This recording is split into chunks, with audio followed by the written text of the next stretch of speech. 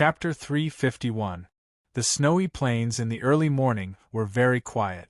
Perhaps it was because of the shadow, or perhaps it was because the clouds had not dispersed, but the morning light was very faint. The snow that fell from the morning light was also very sparse, drifting to the ground without making a single sound. This assassination that would inevitably be recorded in history, this assassination that would inevitably change the course of the continent's history, had already occurred for a very long time. Victory and defeat had still not been decided, but the conclusion had already been decided. The mountainous figures of the demon generals were silent and stern. The shadow still hung high in the sky. Black Robe quietly sat on a snowy hill 10 odd li away. The figure surrounded in the middle was still tall and straight, but it was somewhat lonely and desolate. Suddenly, a gust of wind appeared in the snowy plains, swirling up the snowflakes.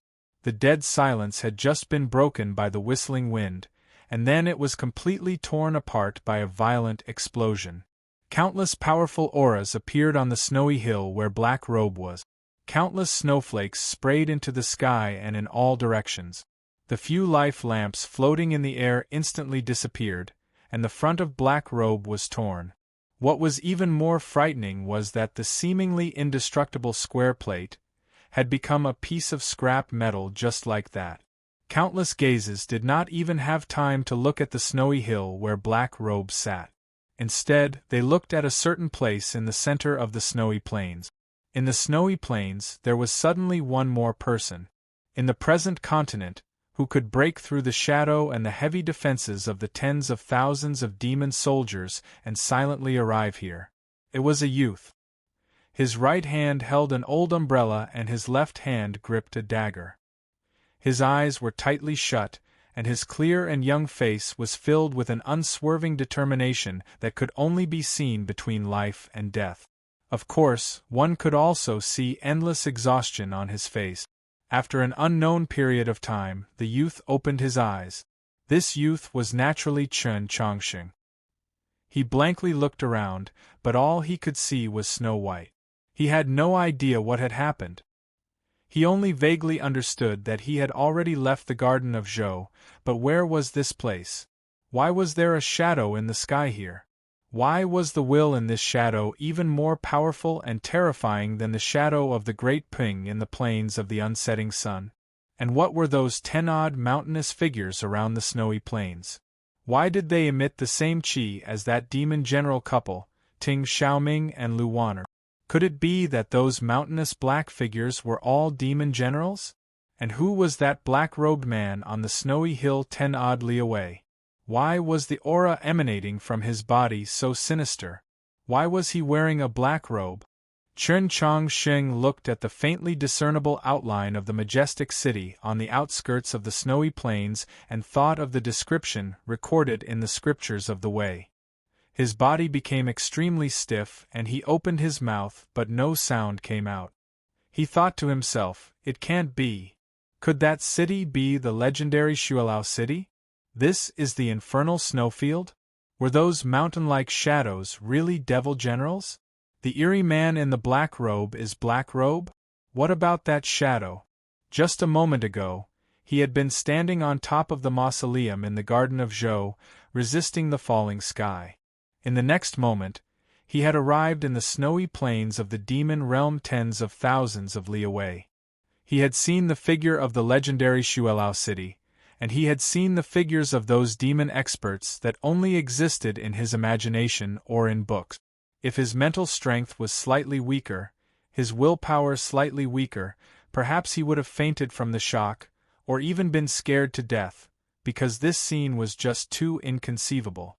Chen Chongqing's willpower was very strong, so he did not faint. However, this was not a good thing. He had to remain awake and endure the mental assault brought about by what he saw. He even felt that his spiritual world was showing signs of collapse, and his body was so stiff that he could not move at all. An ant had suddenly arrived in the world of giants, an ordinary person had suddenly mistakenly entered the divine kingdom in the sea of stars. At this moment, he had this sort of feeling. The countless snowflakes that had been thrown into the air rustled down, and then the thin snowflakes that came from the clouds slowly floated down, landing on the surface of the umbrella. The snowy plains were still deathly silent. Countless gazes separated by several li, several dozen li, or even several thousand li, stared at Chen Chongqing without making a single sound. To those experts, Chen Chongqing's appearance was also very strange. An ordinary person had suddenly appeared in the divine kingdom. Presumably, those high and mighty gods would also be very surprised as to how this ordinary person had come. The snowy plains sank into a very strange silence. Chen Chongqing's body was incomparably stiff. At the same time that the unimaginably enormous mental assault almost caused his spiritual world to collapse, it also forced his thoughts to quickly revolve.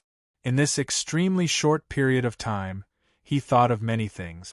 Why had he come from the garden of Zhou to the snowy plains of the demon realm? This was something that he definitely could not understand in such a short period of time, so he did not think about it. Then why had he seen so many legendary demon experts? Had these demon experts come to ambush and kill him? This was impossible. He was currently the principal of the Orthodox Academy. His rank seemed to be enough, but to these powerful figures, a youth at the upper level of ethereal opening was truly just like an ant. There was no need for such a large array of forces. Even the most narcissistic Tang 36 did not dare to think this way. The target that the demon experts wanted to kill was someone else. Who was that person? That middle-aged man who had been surrounded by the tens of thousands of demon soldiers for several days and nights was already heavily injured and faced with certain death. The expression on his face was still undisciplined, as if he did not care at all. However, when he saw the umbrella in Chen Chongqing's hand, his expression became solemn. As if to confirm his own conjecture, he walked towards Chen Chongqing. On the snowy plains, he was the closest to Chen Chongqing. He only needed around 10 steps to reach Chen Chongqing's side. There's a sword. The man extended his left hand and took the umbrella. Chen Chongqing only heard the sound of footsteps, but before he had time to look, he realized that the yellow paper umbrella in his hand had been taken away. He looked at the man. The man wore a long gown, but it was not too long, unlike a scholar. At his waist was a sword, but it did not seem like a swordsman, giving off a nondescript feeling. The man's body exuded a clear and cold chi, like a sword revealing its edge to its heart's content, making it impossible to look directly at him. This was Chen Chongqing's first time seeing Su Li. He only saw Su Li's back, and his eyes were pierced with pain. It would still be a very, very long time before he could look directly at this person. At the time, he did not know that this man was the legendary junior martial uncle of Mount Li, Su Li. After a while, he came to his senses and stood up with great difficulty. He subconsciously tightened his right hand. The handle of the umbrella was no longer there, and the feeling of emptiness made him somewhat uncomfortable. For some reason, the yellow paper umbrella in the hands of the middle-aged man seemed to be very harmonious, as if the umbrella had always been his. Seeing this scene, Chen Chongqing was once again perplexed. He suddenly felt that everything that had happened in the garden of Zhou was a dream. He had left the mausoleum of books, gone from the capital to Wenshui to obtain this umbrella, and then entered that plain. Finally, he had miraculously appeared on this snowy plain. He had traveled tens of thousands of li through wind and rain, just to deliver this umbrella into the hands of this man. To return the yellow paper umbrella to this man. Su Li's left hand gripped the middle section of the yellow paper umbrella, and he quietly looked at it. After looking at it for a very long time, a smile appeared on the corner of his mouth. Then, the smile turned into a hearty laugh, a long and loud laugh.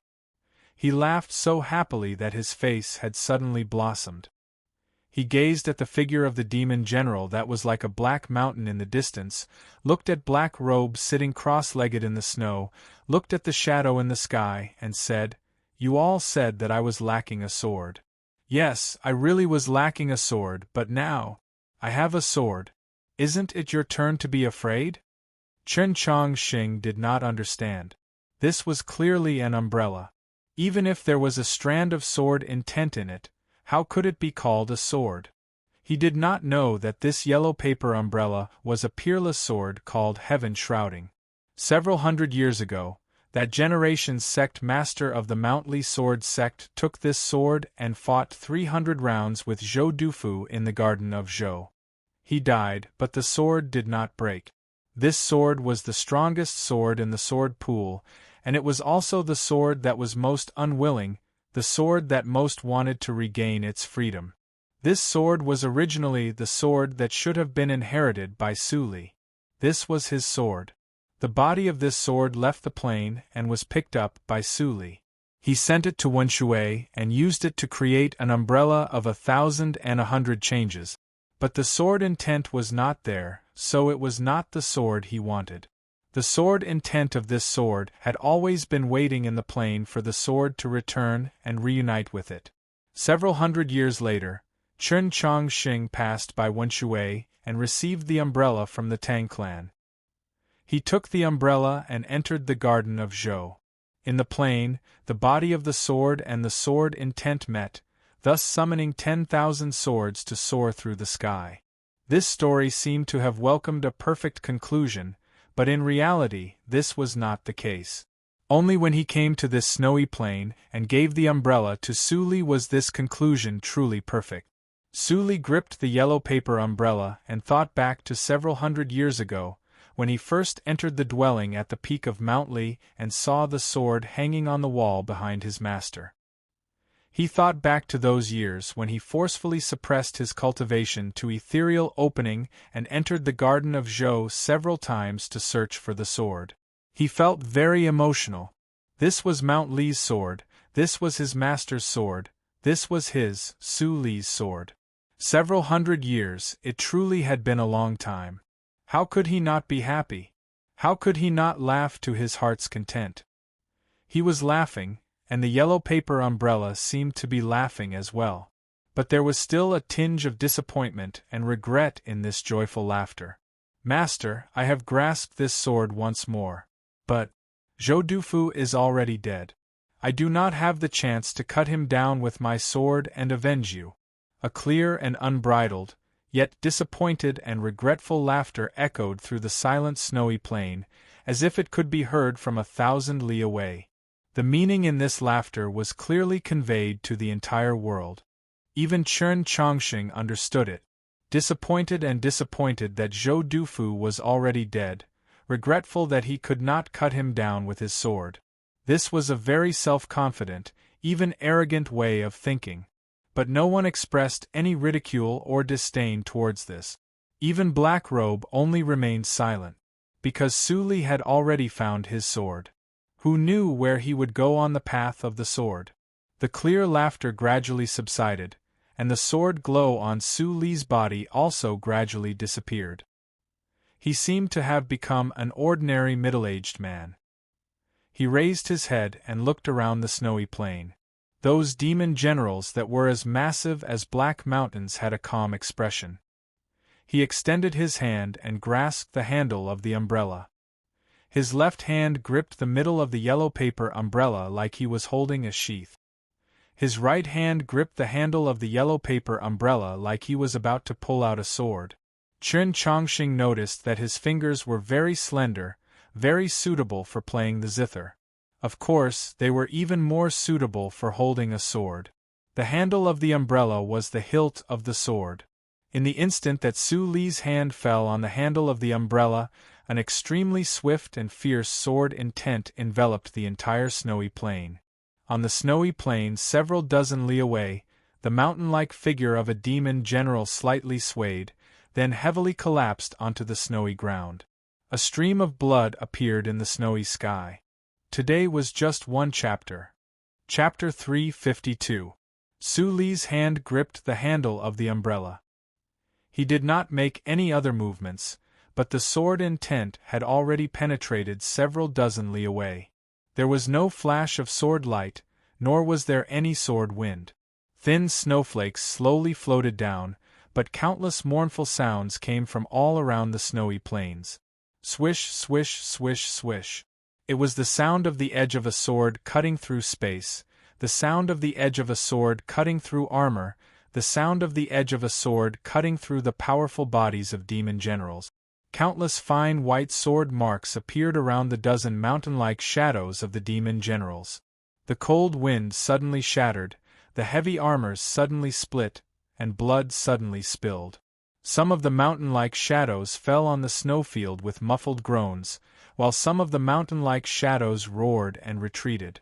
Not a single demon general could stand where they were. Sully looked at the snowy hill 10 oddly away, looked at Black Robe who was sitting cross-legged there. The square plate in front of Black Robe had already become a piece of scrap metal.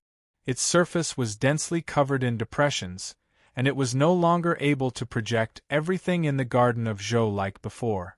It was precisely because the square plate had been destroyed that the terrifying explosion had occurred. Even a peerless expert of his level could not bear light injuries. His clothes were tattered, and he seemed to be in a rather sorry state. The square plate of the Garden of Zhou had been inexplicably destroyed, causing him to be injured. He sensed that the layout of the Garden of Zhou had been broken, and this made him feel very hurt. However, what made him most vigilant and uneasy was the umbrella that Sully currently held in his hand. This killing trap that had been laid out for a very long time and had mobilized countless experts of the demon race seemed to be about to have a problem. If Sully wanted to break through the killing trap set up by the demons, he needed to make another breakthrough on the path of the sword.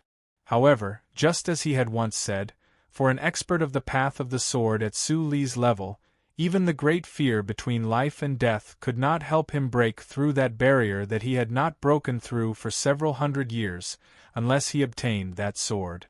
Now, that sword had come. How was this possible? Black Robe looked at the youth behind Sully and silently thought, so all the variables were here. He recognized the yellow paper umbrella, and knew of its origins. He recognized Chen Chongqing, and knew of Chen Chongqing's origins. He was the demon military advisor who was the most adept at scheming on the continent. With just a slight movement of his spiritual sense, he could clearly calculate the events that had occurred in the Garden of Zhou, as well as the events that had occurred before and after the Garden of Zhou, without the slightest error. However, no matter how clearly he calculated, he could not change what had already happened, nor could he make the yellow paper umbrella leave Sully's side. Black Robe stood up. His slightly blue hands stretched out from his sleeves, as if he wanted to crush all the cold winds on the snowy plains. Sully quietly looked at him. The two were separated by more than 10 li. Sully gripped the handle of the umbrella, his fingers slightly exerting force. All that was heard was a crisp sound. A bright blade was drawn from the yellow paper umbrella. As it turned out, this was the true body of the yellow paper umbrella. The sword had always been hidden in the yellow paper umbrella. The sword was not fully drawn. Only half of the sword appeared between heaven and earth. On the snowland, the wind and snow suddenly grew stronger. The thin snowflakes transformed into countless invisible swords, roaring and sweeping across, reaching the snowy hill that was over 10 miles away in an instant. The black-robed man lowered his head and clasped his hands together. His hands, which were faintly glowing with green, were placed in front of his face as if he was bowing. Together with the black-robed man, everything was covered. An extremely cold chi greeted the sword-like snowflakes. Swoosh, swoosh, swoosh, swoosh. Countless sounds of ripping resounded on the snowy hill. In the space around the black-robed man, countless clear and sharp sword glows appeared. In the next moment, the tip of the black-robed man left the snowy surface. The black-robed man floated up, his clothes and his body both light. Accompanied by the wind, snow, and sword glows, he floated backwards, disappearing into nothingness. The sword glows gradually faded, the sword cries gradually quieted, and the wind and snow gradually slowed. A black piece of cloth slowly floated onto the snowy plains. At the same time, there was also a streak of dark red blood. From more than 10 li away, Su Li had injured Black Robe with a single strike.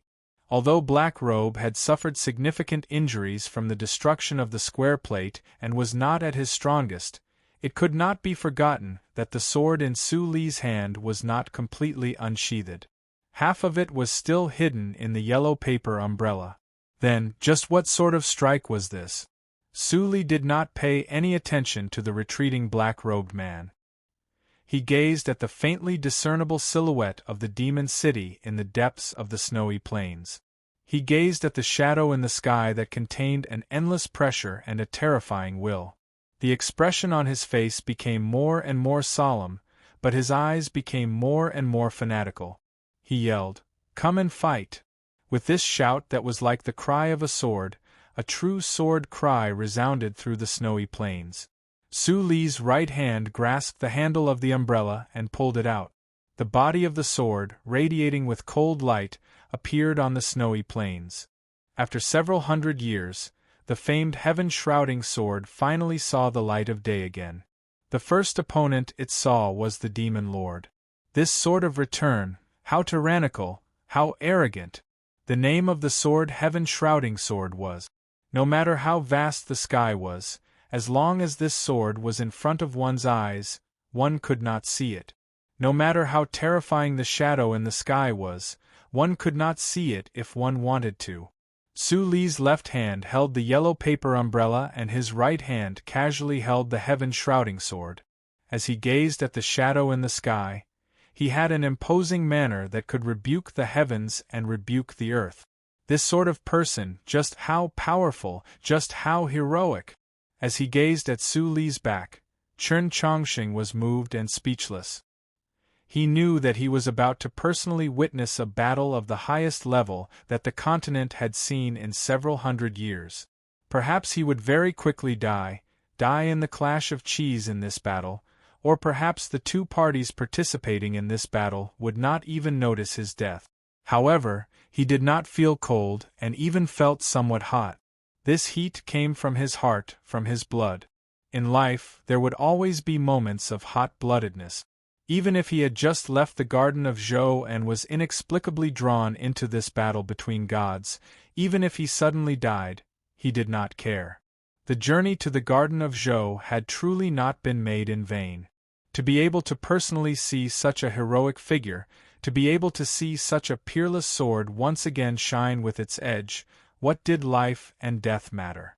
At this moment, Chen Chongqing had already vaguely guessed who this extraordinary human expert standing in front of him was. His hand gripped the hilt of the sword, and several powerful demon generals fell.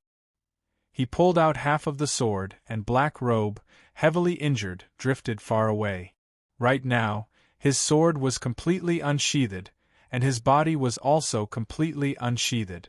Facing the snowstorm and the shadow in the sky, he released his edge to his heart's content.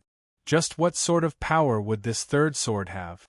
Would it be able to cut through the sky and directly cleave that shadow under the sword? In just an instant, Chen Chongqing thought of many things. He felt that his spiritual world had been meticulously cleansed by the sword intent that enveloped the entire snowy plains. He had obtained an unprecedented courage and fighting spirit. If he could survive, he believed that these gains would definitely make him even stronger. However, just at this moment, a voice suddenly entered his ears. "Hold the umbrella." Chen Chongqing looked at the back of the middle-aged man and knew that the voice should have come from him. However, he did not understand what it meant, and was somewhat at a loss. "Hurry up and hold it, or else I'll run away first." Su Li looked at the shadow in the sky, his expression firm and unswerving, his aura extraordinary. Who would have thought that at the same time, he was quietly saying such unimposing words to Chen Chongqing? Chen Chongqing stared blankly. He did not know what was going on and said, "Senior." Su Li did not turn around. Holding his sword, he looked up at the sky, his expression very calm. However, his voice was very urgent, and he seemed very anxious. Moreover, in order to not let the demons discover him, His thin lips did not move, and when he spoke, it felt like he was gnashing his teeth. "Before your head, you pighead, hurry up and come over here. Reach out and grab it." Chen Chongqing was truly stunned, and he even began to doubt his life. "Senior, aren't you that legendary expert? Aren't you able to move unhindered across the continent with a single sword? Aren't you going to fight with that shadow? Aren't you going to fight with him? So, from the very beginning, you never thought of fighting, and only thought of running away? Aren't you acting like a hero right now? Isn't this a fake fight?" Chen Chongqing was unable to describe his current mood. On the surface, this senior seemed heroic and fierce, with a heroic and generous air. Who would have thought that it was actually like this? He could not find the right words. He wanted to say that this was very lowly, but he also felt that it was somewhat disrespectful.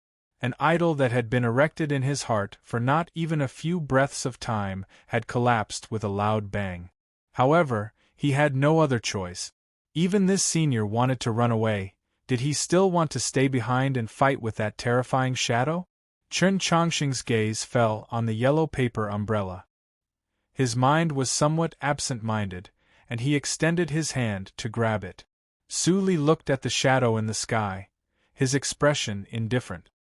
He had the demeanor of an expert, and only Chen Chongqing could hear the voice that came out from between his teeth.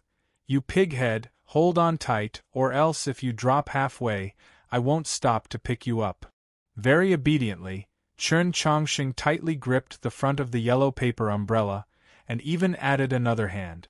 Clear and arrogant laughter suddenly resounded, incessantly echoing through the snowy plains. Su Li looked at the demon army in the snowstorm, looked at that shadow. After a moment of silence, he yelled, "Watch my sword!" This was the first sword that the heaven-shrouding sword had truly slashed out after it reappeared in the world. It was also the most powerful sword that he had used in the several days and nights that he had been besieged by the demons. In the snowstorm, the mountainous figures of the demon generals became extremely solemn, and the tens of thousands of demon soldiers even further away became even more silent. Even the shadow that came from Shuilao City and covered half the sky became much more solemn. This sword would inevitably condense Su Li's entire lifetime of cultivation. Even the demon lord was somewhat fearful. The fierce gale suddenly shattered the flying snow, and the sword intent that enveloped the snowy plains suddenly compressed, transforming into an unimaginably powerful sword energy that slashed down towards the world. Su Li attacked. He slashed his sword at the sky. However, it was not the shadow in the sky, but the half of the sky opposite the shadow. The southern sky. There was a soft chi sound. The several thousand essence chi locks that the demons had placed in the snowy sky were all shattered by that sword intent. In the suddenly violent snowstorm, an extremely clear path of the sword appeared, leading out of the snowy plains. With an unimaginable speed, Su Li transformed into a stream of light and shot into that path of the sword. His left hand gripped the yellow paper umbrella, and Chen Chongqing hung from the end of the umbrella. Chen Chongqing's body was already floating. With a howl, Su Li and Chen Chongqing became black dots, gradually moving further and further away. In the next moment, the path of the sword disappeared, and the two also disappeared. I've always been thinking about what words to use to describe Su Li. When he appeared for the first time and shouted, "Quickly come and save me," the tone was set. He truly is despicable. He was originally the sword sovereign of this world in choosing the heavens. I'm not Chen Chongqing, so I don't need to respect the elderly. I just feel that the word despicable is insufficient to describe him, so I'll let him despicable travel 10,000 li. The next chapter should be done before 9 o'clock. Chapter 353. The snowstorm gradually slowed and the snowy plains fell silent. But not long after, the ground began to tremble and the accumulated snow began to loosen. Countless demon armies galloped past in pursuit of the south. The shadow in the sky slowly returned to Shuilao City. At some point, Black Robe had returned to the scene. Several demon generals silently stood behind him. The scene once more returned to silence. For a very long time, not a single sound could be heard. These important figures of the demon race seemed to have no idea what to say. Who could have imagined that the strongest expert of the southern continent was actually this sort of person? When a true expert suddenly becomes shameless, it truly is very troublesome. Black Robe's voice was still emotionless. Occasionally, a cold wind would sweep past, lifting up a corner of his hood and revealing a slightly green chin. The demon generals deeply believed this. For someone as strong as Suli to use such a low-class trick at a time like this was truly beyond their expectations. Was this probably the principle of the most despicable being invincible? Black Robe gazed at the footprints Suli had left in the snow and was quiet for a very long time. Then she indifferently continued, "His injuries are already very heavy. Although he succeeded in deceiving His Majesty's eyes, that final strike must have exhausted all of his blood. There's no reason for him to continue. It was impossible for a single strike to truly travel 10,000 li, but to be able to slash out a path of the sword through the layers of arrays constructed by the demon experts to travel several hundred li, one could imagine just how powerful that strike was. Just as Black Robe had asserted, even someone as strong as Suli would have to pay an enormous price to wield that sword. 600 li southwest of Shualao City was a snowy mountain range. The cold weather did not freeze all the scenery, and white steam rose from the mountain range.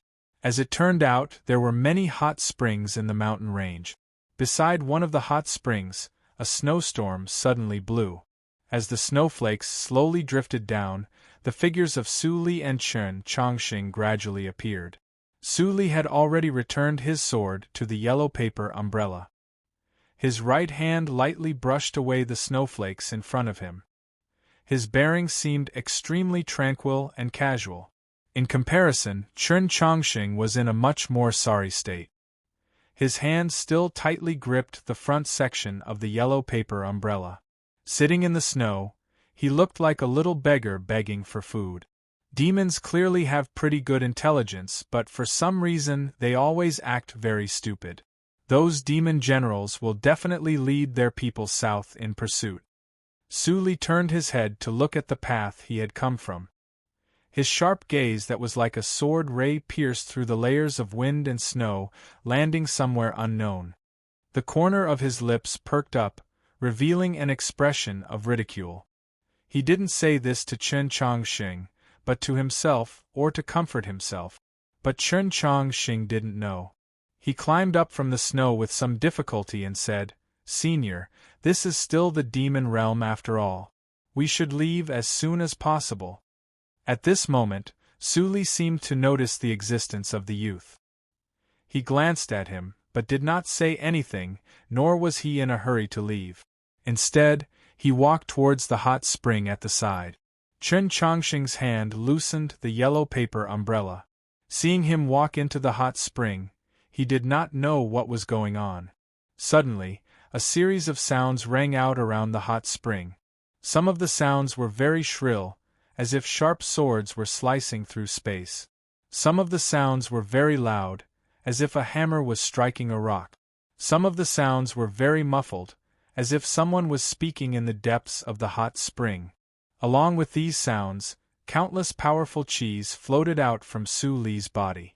They were the sword intent of the demon general's metal sword, the wind and thunder intent of the metal rod, and the gloomy intent of Black Robe.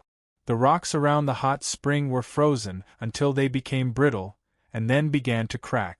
The snowy mountain range was filled with the cries of swords and the roar of thunder. Even the surface of the hot spring that gurgled with steam was covered in countless cracks. Only after a very long time did it once again calm down. Su Li stood knee-deep in the hot spring, his long gown in tatters. His body was covered in countless wounds, blood constantly dripping from them. In a place so close to Shualao City, he was surrounded by tens of thousands of demon soldiers, surrounded by tensome demon generals, with the demon military advisor Black Robe quietly watching from the side, and the will of the demon lord transforming into a shadow that covered the sky. This was the greatest killing trap in the last several hundred years, and Suli had persisted for several days and nights. There were no tears on his clothes, not even a single snowflake. He did not seem injured at all, but in reality, he had already suffered very heavy injuries. The demon generals that he had killed, Black Robe that he had exchanged blows with, and even the will of the demon lord had left behind many terrifying wounds and killing intent in his body. It was just that these wounds and killing intent had all been forcefully suppressed by his valiant will and transcendent cultivation. Only when he obtained the yellow paper umbrella, unsheathed the heaven-shrouding sword, cut open a path in the snowy sky, and arrived several hundred li away. After confirming that he was temporarily safe, he was no longer willing to continue using his true essence to suppress it. Thus, those wounds and killing intent exploded in an instant. The majority of the killing intent had been forcefully delivered to the snowy mountain range, allowing the world to bear it in his place. However, the wounds still remained in his body. His face was snow-white and his expression weary. Only the undisciplined she on his face remained the same. Hearing the whistling of swords and the rumbling of thunder in the snowy mountain range, feeling the overflowing terrifying and cold killing intent, seeing the blood-covered Suli and the hot spring water that was gradually dyed red, Chen Chongqing paled in shock. With a trembling voice he asked, "Senior, are you all right?" Suli did not answer his question, but asked, "Are the Mountly disciples in the garden of Zhou all right?" Chen Chongqing shook his head. "I don't know." Suli said nothing. He gazed at the distant dusky sun in the snowy mountain range, thinking about something. Chen Chongqing was very worried. He repeated his question, "Senior, are you all right?" Suli turned around and looked at him. "Do you know who I am?" Chen Chongqing had previously believed that he had guessed the identity of this senior, but this senior's behavior was truly different from the rumors. At that moment, he directly began to doubt his life. Naturally, he also began to doubt whether he had guessed incorrectly. He hesitantly asked, "May I ask for Senior's great name?" Suli replied, "I am Suli." Chen Chongqing was very shocked.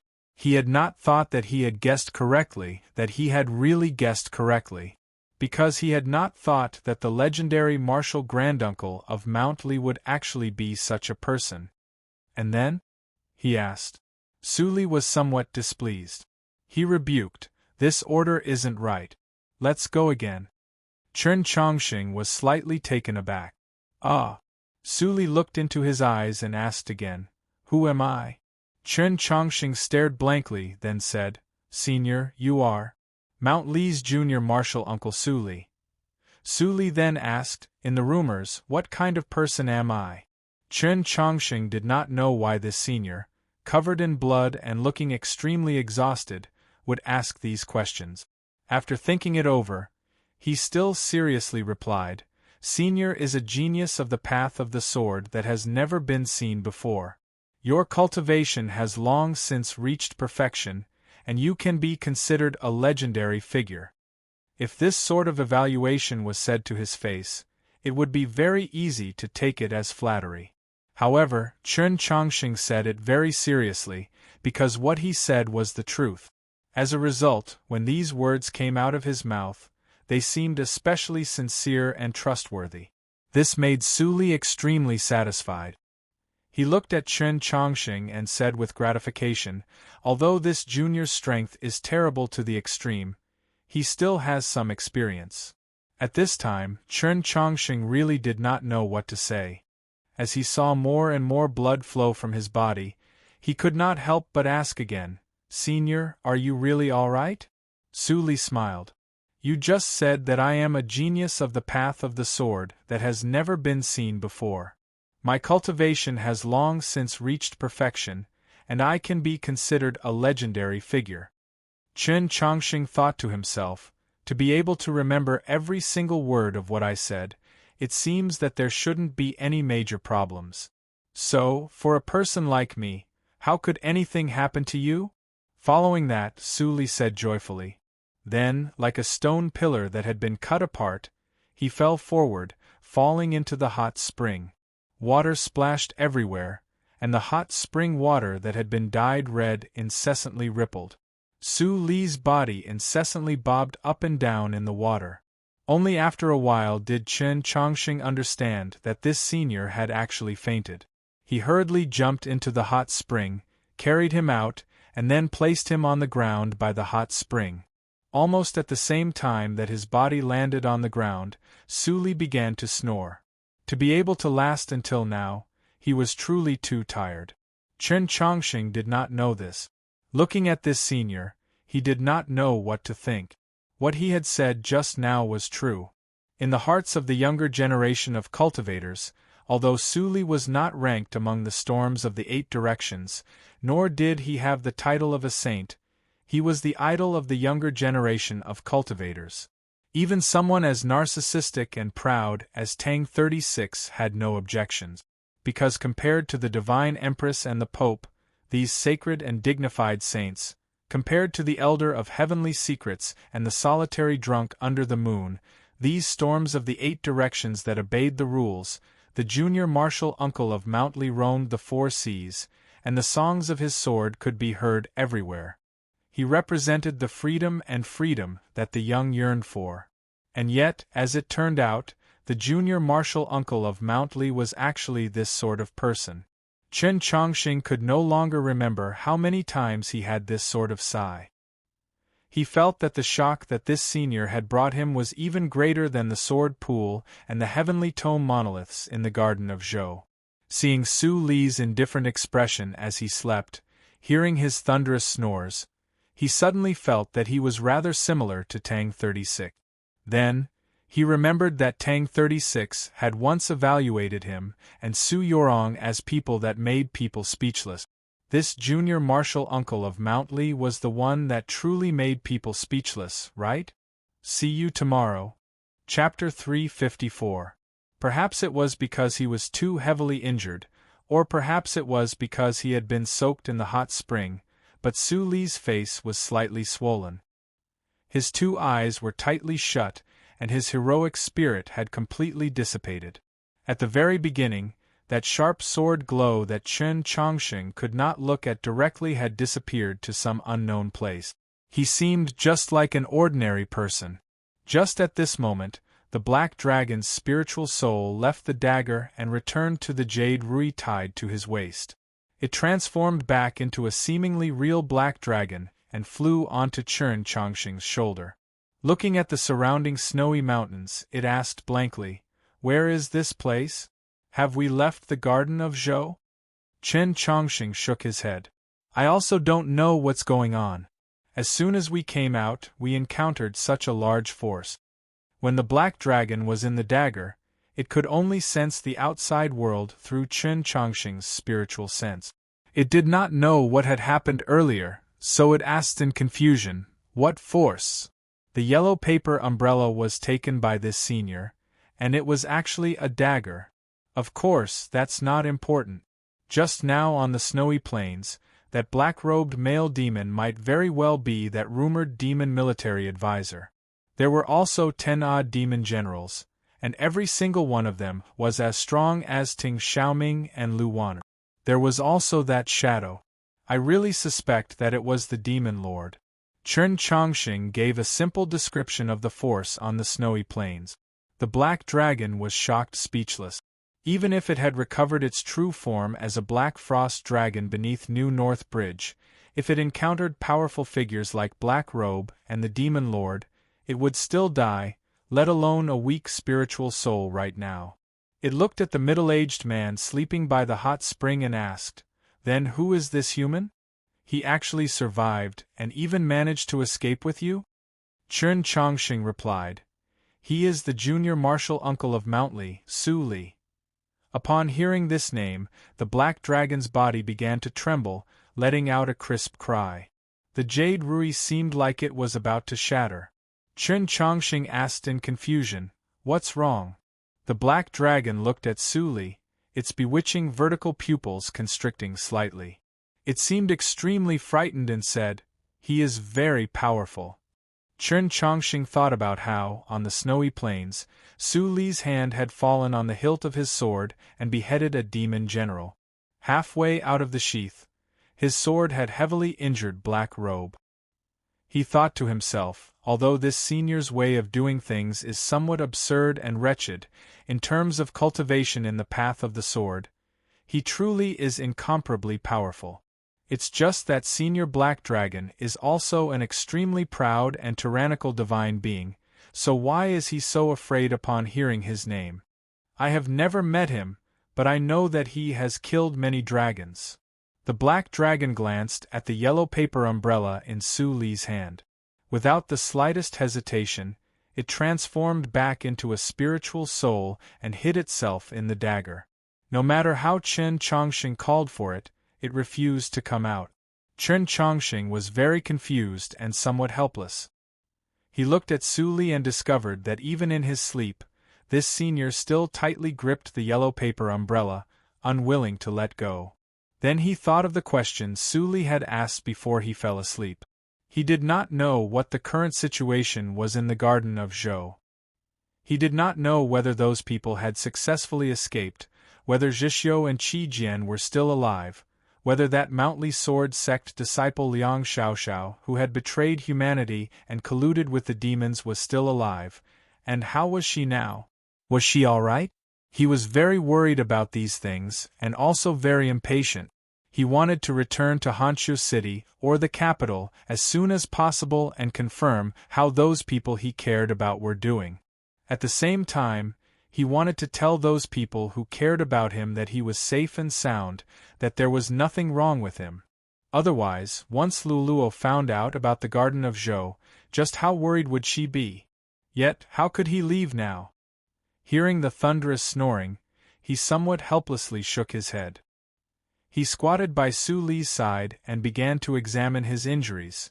No matter how anxious he was to leave, he could not just abandon this senior. Even if he was currently very tired and his true essence had been completely consumed, he still had to continue holding on, because this senior was clearly on the verge of dying. Su Li's clothes were already in tatters. Those injuries and the sword intent had all exploded in that instant, directly piercing through his body from the inside out. There were wounds everywhere, marks left behind by extremely pure energy burning everywhere. Even with Chen Chongqing's superb medical skills and rich experience, for a moment, he still did not know what to do. Moreover, he currently did not have any medicine on hand, not even a piece of cloth to bandage his wounds with. The only thing he could use was the golden needle wrapped around his finger. The golden needle pierced through the dense hot mist and accurately landed on Su Li's neck, slowly and firmly penetrating in. What made Chen Chongqing somewhat comforted was that not long after he inserted the needle, Su Li woke up. It seemed that this senior's cultivation was indeed different from that of ordinary cultivators. Such serious injuries were nothing to him. If that was the case, perhaps he could leave now? Su Li glanced at him. His expression was very cold, completely indifferent and distant, as if he was looking at a stranger. Chen Chongqing could accept this point. He and this senior had always been strangers. It was just that this Mountly senior's eyes had a hint of condescension in them, a hint of disdain like a god looking at an ant. It still made him feel somewhat uncomfortable. In the next moment, Su Li's indifferent and distant emotions gradually disappeared. Perhaps it was because Chen Chongqing did not take advantage of his sleep to leave, and was still thinking of ways to treat his injuries, which made him somewhat satisfied. "Who are you?" He looked at Chen Chongqing and asked. Before he fell asleep, Su Li had asked several times, "Who am I?" Of course he knew the answer. He just wanted to use this question to draw out a prideful conclusion. "I am such a supreme expert, how could anything happen to me?" This was the first time he thought of asking this youth's name. Chen Chongqing thought about it, then decided to tell the truth. However, without waiting for him to speak, Su Li continued, "Who you are is not important. What I want to say is, although this sword was originally mine, it was still you who sent it to my hands. In order to express my gratitude, I have decided to pass on a sword style to you. Su Li stood up and glanced at the yellow paper umbrella in his hands. It was unknown what he was thinking. Chen Chongqing stood behind him, seeming somewhat hesitant. Su Li did not turn his head.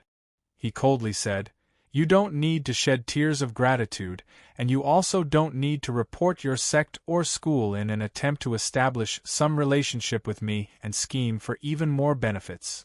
Just as he finished speaking, Chen Chongqing said without hesitation, "Orthodox Academy, Chen Chongqing." He was very clear on the relationship between the Orthodox Academy and the Mount Li Sword Sect, or more accurately, his own relationship with the Mount Li Sword Sect was not very good. It could even be said to be extremely terrible, but he did not want to lie. Moreover, this Mount Li senior's conduct made him rather displeased, so he said it, and said it very loudly.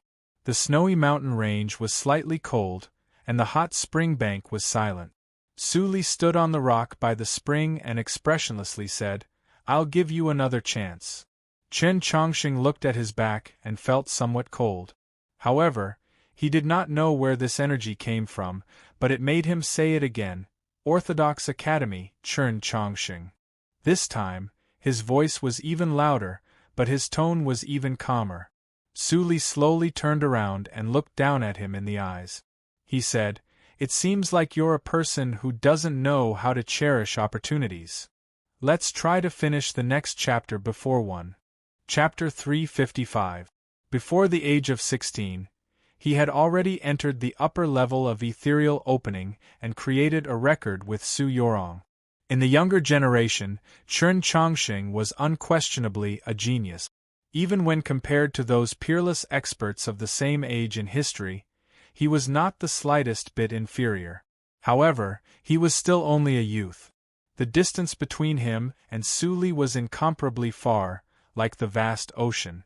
Even if Wang Po of Tianliang, Painted Armor Xiao Zhang, Liang Wangsun, these experts of the proclamation of liberation were all thrown into that ocean, it would still be impossible to fill it up. In the world of cultivation, Su Li was a god, and he was only an ordinary person before a god. To be lectured by a senior expert that was like a god from high above, if it were any other junior, they would probably have already bowed and admitted their wrongs, or perhaps become fearful and afraid to speak. Chen Chongqing was also very nervous, his body slightly trembling, but his voice was still calm and firm. "I don't understand senior's meaning." He treasured his life and time, and believed that lying was an extremely uneconomical method of communication, so he had always been willing to speak the truth. This was the truth. He did not know what chance Su Li was talking about. That sword style that he was prepared to pass on to him? Or the chance to leave alive? Su Li looked at him expressionlessly and asked, "Who am I?"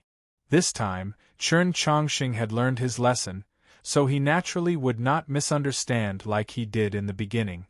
However, he was not in a good mood, so he stubbornly closed his mouth and refused to answer. Su Li was clearly very experienced in this sort of situation. There was no awkwardness on his face, and he very naturally pointed at his own face and answered his own question. "I am Mount Li's Su Li." His voice suddenly rose and became incomparably cold. "I only need a glance to see through Black Robe's technique. How could I not see that you are Chen Chongqing? It's precisely because I saw that you were Chen Chongqing that I told you not to say that you were Chen Chongqing. I let you redo it, so why did you insist on saying it? What is the meaning of this?" His shout was like a sword, and Chen Chongqing only felt his entire body go cold. He thought to himself, "Senior, just what is the meaning of this?" Su Li's eyes slightly narrowed. He looked at him and said, "If you weren't the Orthodox Academy's Chen Chongqing, or if you didn't say you were the Orthodox Academy's Chen Chongqing, I could pretend that I didn't know you were the Orthodox Academy's Chen Chongqing. In order to return the favor of giving me the umbrella, I could pass on a sword style to you. Regretfully, you missed this opportunity." After hearing these repetitive words, Chen Chongqing finally understood what this senior was thinking. After a moment of silence, he said, I am Chun Chong Xing of the Tradition Academy, then why can't I admit that I am Chun Chong Xing of the Tradition Academy? This is more important than the opportunity that senior mentioned. Impossible. Suli angrily flicked his sleeve, but his sleeve was already tattered and wet from the hot spring water, so his action did not seem at all elegant and at ease. On the contrary, it seemed very pitiful. But he did not care about this point. Looking at Chun Chongxing, he said, to be able to receive the personal instruction of sword techniques from me, Su Li, no matter which school's student or sect's disciple, they will inevitably be pleasantly surprised, moved to tears, and fearful. Who would be willing to miss out on such an opportunity? That would be spurned by the starry sky. Chun Chongxing was very speechless. He thought to himself that this person's narcissism and pride was something that even Tang 36 would not be able to catch up to even if he lived for another 500 years. Suddenly, Su Li calmed down and his expression gradually grew cold. He looked at Chun Chongxing expressionlessly and said, I understand. Chun Chongxing continued to be speechless. He thought to himself, I don't even understand, so what can you understand? Su Li looked at him and said mockingly, Everyone says that among these juniors, your talent is extremely high and your knowledge is extremely broad. How could you not know that learning the sword from me is such a rare opportunity? You purposely announced your identity so that I would not be able to teach you sword techniques, and thus make me owe you a favor? Chun Chongxing thought to himself, what does this mean? This senior really likes to talk to himself too much, and he's really too narcissistic. Could it be that a favor from you is so important? Everyone knows that Qiu Shan is my favorite junior. Today, you want me to owe you a favor. In the future, when you and Qiu Shan get into a fight because of that girl Yorong, you want to use this favor to make it inconvenient for me to speak, or at least inconvenient for me to take action. Su Li looked at him and smiled. You, this youngster, very precocious, very sinister. This smile was very cold, very mocking, very condescending, as if it could see through everything. Chun Chongxing was silent and felt very uncomfortable. He knew that he could not continue to be speechless, so he explained, Senior, you're thinking too much. Is that so? The reason you said your name is because you're virtuous and don't want to take advantage of my mountly? Or is it because you value your honor far more than learning a few sword techniques from me? If that's really the case, and you have nothing to gain from me, then what are you still standing here for? Su Li looked at him with a smile that was not a smile, and said with unspeakable mockery, You stole my mountly disciple's first place on the first banner in the grand examination, and you also want to steal my Qiu Shan's wife.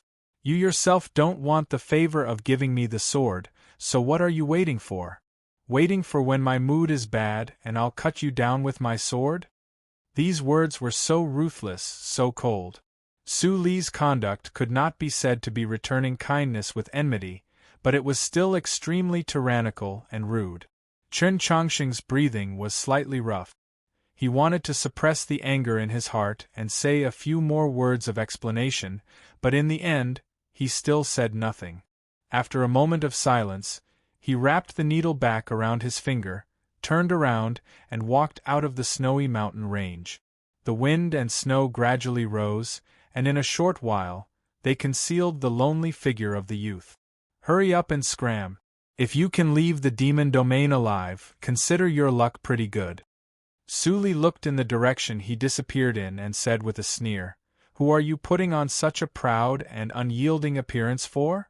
For some reason, after saying these words, he suddenly fell silent. Gazing at the snowy sky in the north, he sighed. When that kid left the garden of Zhou, he did not even ask about that girl's situation. He deserved to die. He took off his wet and tattered clothes, leaving behind only a pair of underpants. He walked into the hot spring, slowly sat down, and then laid back down. Whether it was undressing, moving, or even lying down in the hot spring, his movements were all very slow. It was as if even moving a finger was extremely difficult. He leaned against the white rock by the hot spring, extended his hand, and plucked a jasmine flower from a crack in the rock. He brought it to his nose and gently sniffed it. Who knew that in this world of wind and snow, a fresh flower could be born? Even if there was a hot spring, why did it have to be jasmine? He was rather tired, and could not be bothered to think about these questions. He placed the yellow paper umbrella to the side and closed his eyes. At this moment, the tens of thousands of demon soldiers and those terrifying experts were still searching everywhere for traces of him. Yet he was like a tourist on vacation, quietly sleeping in the hot spring. Crack, crack, it was the sound of soft snow being stepped on by the soles of boots. Su opened his eyes. Only a few moments had passed since Chen Chongqing had left, and he had quietly rested in the hot spring. Chen Chongqing had returned. Su did not turn his head. He said emotionlessly, "Scared?" Chen Chongqing did not answer him. He walked up behind him and squatted down, removing the golden needle from his finger once more. Su mocked, "Where's your unyielding and lofty character? The junior that old man admires the most, how did he suddenly become a spineless coward? The wind is sudden and the snow is cold, the road ahead is hard to walk, and now you know fear? You actually don't distinguish between north and south, and come to ask for my mountly sword sex protection before continuing forward?" Chen Chongqing still did not pay attention to him. His finger grasped the golden needle and once again pierced it into Suli's neck. The first time he had used the needle on Suli, he had sensed that the golden needle was very easy to pierce in without any obstruction. But this time, he did not deliberately control the needle, so Suli naturally felt the pain. Suli felt the pain and said angrily, "You little bastard, what do you want to do?" Chen Chongqing still ignored him. He took out a few medicinal herbs that he had just dug up in the snowy mountains, ground them into powder, and applied it to Suli's wound. Then he looked around, picked up the gown that Suli had taken off, tore it into strips, and carefully bandaged it for him. "What are you doing?" Suli was very angry and scolded. "Could it be that you little bastard think that I'm injured and can't walk, that I need you to take care of me?" Chen Chongqing still ignored him. He lowered his head and did his own thing. Suli felt that this matter was too absurd. He was so angry that he laughed. "Do you know who I am? And who are you? Do I need a piece of trash like you to take care of me?" Chen Chongqing spoke, but it was not a reply. He looked at the terrifying wounds on Suli's body and furrowed his brow. He was somewhat angry and said to himself, "If I hadn't lost so many things in the Garden of Zhou, these wounds would be much easier to treat." Suli was truly anxious. He was prepared to let loose a torrent of abuse, but Chen Chongqing took out a medicinal herb and stuffed it into his mouth, forcing all the profanities back down. Wooloo woo-woo, with great difficulty, Suli swallowed the medicinal herb into his stomach. He said angrily, "You motherf asterisk cur, if I could move, I would definitely hack you in half. Even old man wouldn't dare to be so rude to me. Tianhai could even talk cheerfully and wittily. You actually dare to treat me like this." Chen Chongqing was truly angry. He said, "Senior, how can you be so insensible? I'm treating your wounds, can't you be a little quieter?" As a result, Suli became quiet. He looked at the slowly drifting snowflakes in the air, and remained silent for a very long time. Suddenly he asked, "I didn't act well? So everything just now was fake, it was all an act." Suli knew that it was difficult for him to move with his heavy injuries, and the demon army was chasing after him. He did not want to be a burden to Chen Chongqing, so he used those methods to purposefully anger him so that he could leave first. Chen Chongqing's body slightly stiffened. After a moment of silence, he said, "Is pretty good." Suli gave a self-deprecating laugh and said tiredly, "Then how did you see it?" "I actually didn't see it." Chen Chongqing hesitated for a while, then honestly said, "I don't like being wronged, so just now I was really angry. I felt that Senior was too tyrannical, too unreasonable, too. Su Li coughed twice and said with a smile, too lowly. Chen Chongqing did not dare to repeat this word. He said in a low voice, in short, it's a little disrespectful. Su Li's smile gradually faded. He asked, then why did you come back?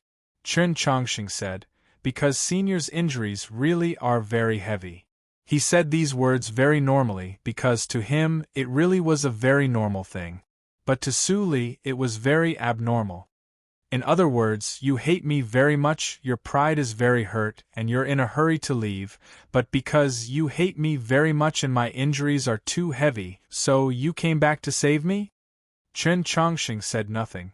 At this moment, he already knew that Su Li's loathsome words and actions were all intentional. Naturally, he no longer felt any anger, only moved. What was the true demeanor of a senior? It was not immortal or Tao, it was not an invincible hero, it was not fighting against the heavens and the earth. This was the demeanor of a senior, even if it was very lowly. Chen Chongqing once again carried Su Li out of the hot spring and carried him on his back. He did not forget to pick up the yellow paper umbrella. Behind him, Su Li sighed ruefully, Chen Chongqing, if you continue to be this good, I don't know if that girl Yorong will make things difficult for you, but I really will be in a very difficult situation. Just as he had said before, everyone knew that Qiushan Jun was his most beloved junior. These words unquestionably expressed Su Li's admiration for Chen Chongqing. Chen Chongqing was rather embarrassed and felt rather awkward. He wanted to find something to say to diffuse this atmosphere, but he suddenly saw the yellow paper umbrella in his hand and said, the reason I came back, besides Senior's injuries being too heavy, is also because I remembered that I left the umbrella here. Su Li said in displeasure, this is my umbrella, how could you forget it here? Chen Chongqing seriously said, Senior, this umbrella was gifted to me by the Tang old master. Su Li was very angry. This is my umbrella. Chen Chongqing laughed and did not continue to argue. He said, wait until we leave the demon domain, then we'll talk. Saying this, he carried Su Li on his back and walked out of the snowy mountains. In a short while, the wind and snow concealed their figures. I'm late by 10 odd minutes, so I wrote a few hundred more characters. I finished this paragraph without leaving any loose end. Actually, there are times when I'm rather proud of what I've written. It's full of positive energy. Chapter 356. Senior, if you wanted me to leave, you could have just said it. Why did you have to do so many things, intentionally provoke me and trick me? I, Su Li, naturally have my reasons for doing things. Do I still need to explain it to you? Fine. Senior, who was the old man you spoke of just now? The Pope. Is His Holiness the Pope surnamed Een? Don't you think it's very idiotic? Senior. I don't think so. Then you mean to blame me? Senior, on the snowy plains, I really thought that you would continue fighting. The Demon Lord, 10 some demon generals, Black Robe, and that abnormal demon commander hiding somewhere waiting and still fighting? You think I'm stupid. But before you attacked, you really were very heroic. I really didn't think that you would run away. Soldiers walk the path of deceit. Then what is the soul of the path of the sword? I don't know. The soul of the path of the sword lies in the word sword. Chen Chongqing carried Su Li through the snowstorm and traversed the mountains and ridges. At this point, the conversation was finally unable to continue. He felt very tired and also very depressed. And because he was depressed, he felt even more tired. He thought to himself, we're both fleeing, but why is the difference between this and carrying Lady Chujian in the garden of Zhou so great? The tens of thousands of demon soldiers divided into countless streams of iron, advancing from Xuelao City to the wastelands to the south. Given enough time, the demon army could definitely overturn an area of several hundred li in circumference.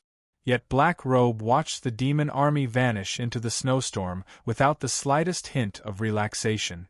At this moment, the snowy plains began to tremble.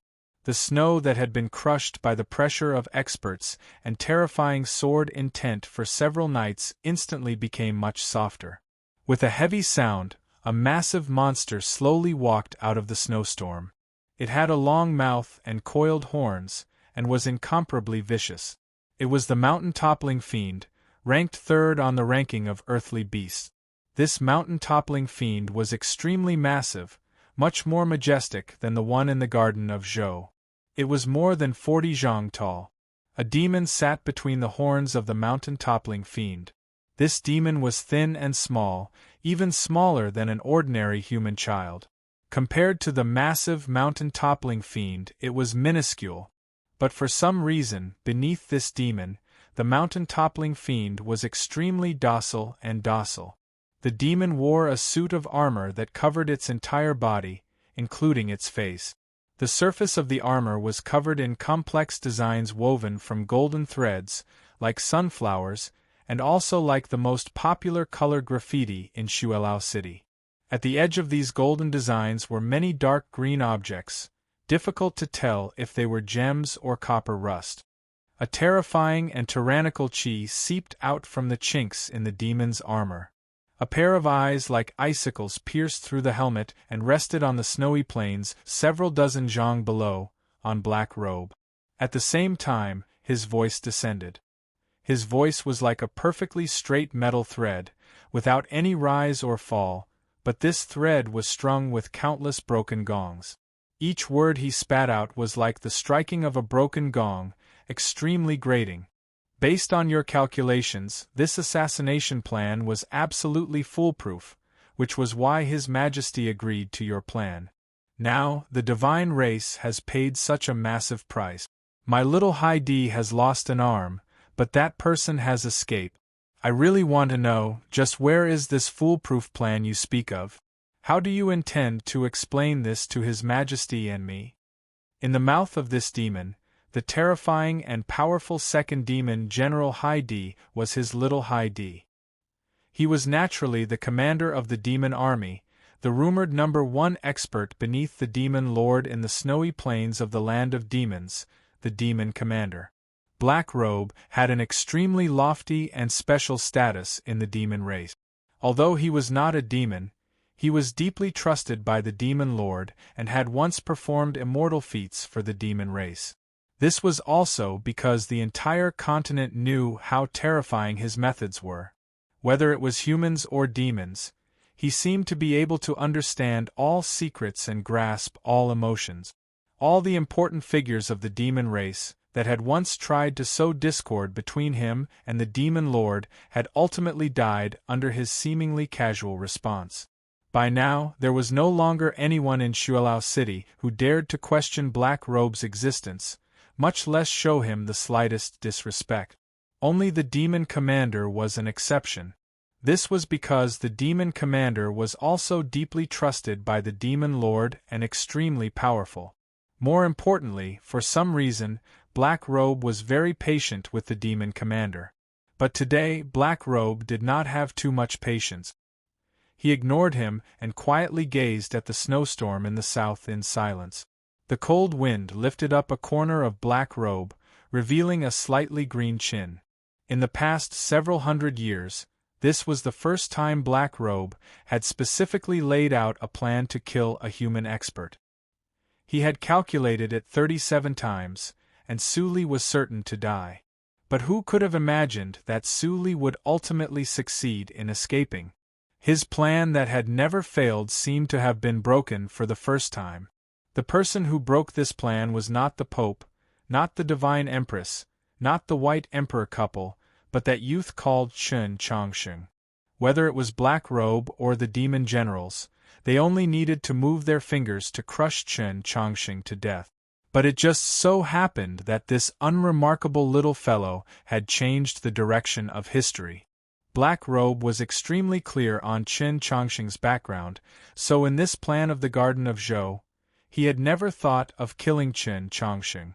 It was just that Suli had appeared too early and Chen Chongsheng had been carrying that umbrella, so he had not had the time to pass on his will to the demons that had infiltrated the Garden of Zhou. Most importantly, He had not expected Chen Chongqing to mature even faster than everyone had imagined.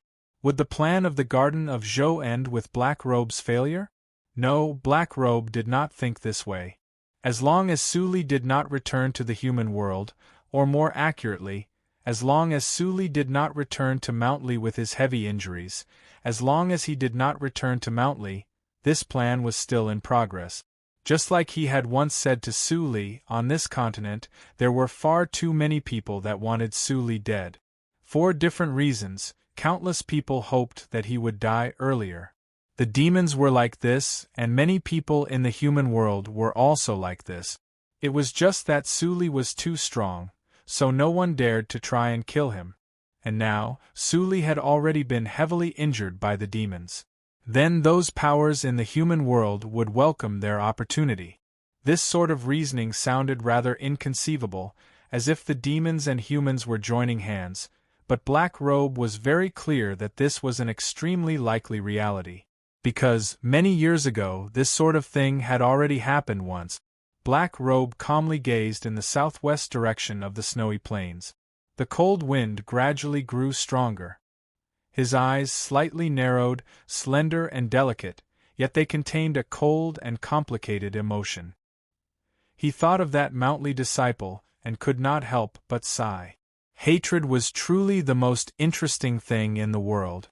It could turn a young lady whose hands did not touch the water of spring into a demon whose hands were stained with blood, and it could also turn a disciple of a prestigious sect into a genius schemer. He did not know what other pleasant surprises that Mount Li disciple would bring. Thinking about it this way, even if Su Li could successfully return to Mount Li, the story of the Garden of Zhou would still not end. He raised his left hand and extended it into a glacier 10 odd li away, clawing at it from afar. With a boom, the glacier suddenly ruptured. Countless sharp pieces of ice, suffused with a faint blue color, danced in the air. At the same time, a petite figure flew out. It was Nank, her eyes tightly closed and on her last breath. Her light green wings wrapped tightly around her body. Black Robe grabbed her, and without paying any attention to the mountain-toppling fiend and the demon commander, he walked into the depths of the snowstorm. It was still spring in Honshu City, so it naturally did not snow. However, it was extremely cold this morning. The forest outside the city was covered in a chill. The dew that had just formed on the green leaves did not take long to freeze into beads of ice. They rolled down the leaves with a dense clatter. The reason for this strange phenomenon was that the chi of the world behind the forest was extremely chaotic.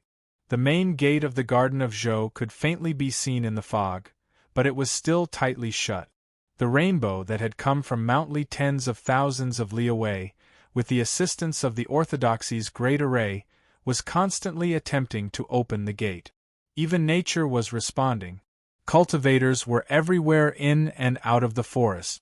There were priests from the Li Palace, teachers from various sects and academies, and naturally, there were also the city guards of Honshu City. There were also the noble clans of Tianliang County represented by Zhu Luo. It was a dense mass, yet no one made a sound.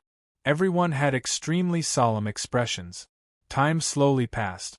As the morning sun broke through the clouds on the horizon, Honshu City was illuminated, and the rainbow also seemed to grow somewhat brighter. "It's open!" In the deepest part of the forest, in front of the thick fog, a priest of the Li Palace excitedly shouted. Following this shout, the area immediately became noisy. Many people surged towards the garden gate that was slowly opening in the fog. The vast majority of them had no way of entering the Garden of Zhou, but if they were a bit closer, it would be easier to receive them later on. Now that everyone knew that the closing of the Garden of Zhou was a scheme of the demons, were the disciples that had entered the Garden of Zhou to train well? Not long after, a cultivator rushed out of the Garden of Zhou. He seemed extremely panicked, and only when he saw his master did he finally relax and almost cry. Soon after, more and more cultivators walked out of the Garden of Zhou. They were all in rather sorry and miserable states, but in the end they had all survived. The priests of the Li Palace and the officials of the court stood to the side, carefully recording the number of people that had left the Garden of Zhou. There were even more workers who, ignoring the fact that some of the young cultivators were still in a state of shock, went up and asked for their sect and name, and then counted how many people had not yet left the Garden of Zhou. The forest was filled with sounds of panic. Zhu Luo and Mei Li Sha stood outside the forest, listening to the reports of the priests and officials, their expressions becoming more and more serious.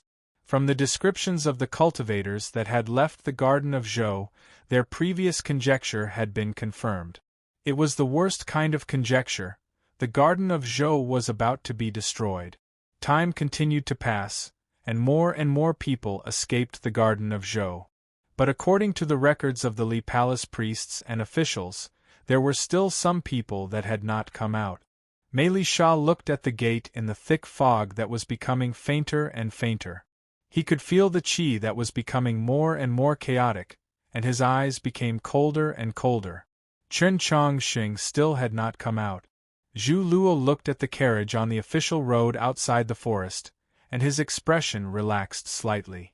That carriage belonged to the 13 divisions of radiant green. The windows were covered with a blue curtain, and the interior could not be seen. Su Yorong sat by the window and said nothing. She was waiting for someone to come out. Previously, the scene of Chen Chongqing unleashing 10,000 swords at the mausoleum of Zhou has been drawn by Daoar. The angle of view is unique, and the image is awesome. In a moment I will post it on WeChat. Everyone is welcome to take a look. Afterwards I will continue writing. I will try to post the next chapter before 11. Also, Butterfly Blue wants me to tell everyone that he is about to update as well. I will trouble everyone to tell him. Silence. Chapter 357. Su Yorong looked out the window without saying a word. She waited for that person to come out of the Garden of Zhou. Although the blue curtain on the window was down, it could not block her view. Time continued to mercilessly pass. The sun slowly rose and the light of the sky gradually moving from the walls of Honshu City to the official road until it illuminated the entire world. It also passed through the curtain and shone into the carriage, falling on her face and causing it to grow paler and paler.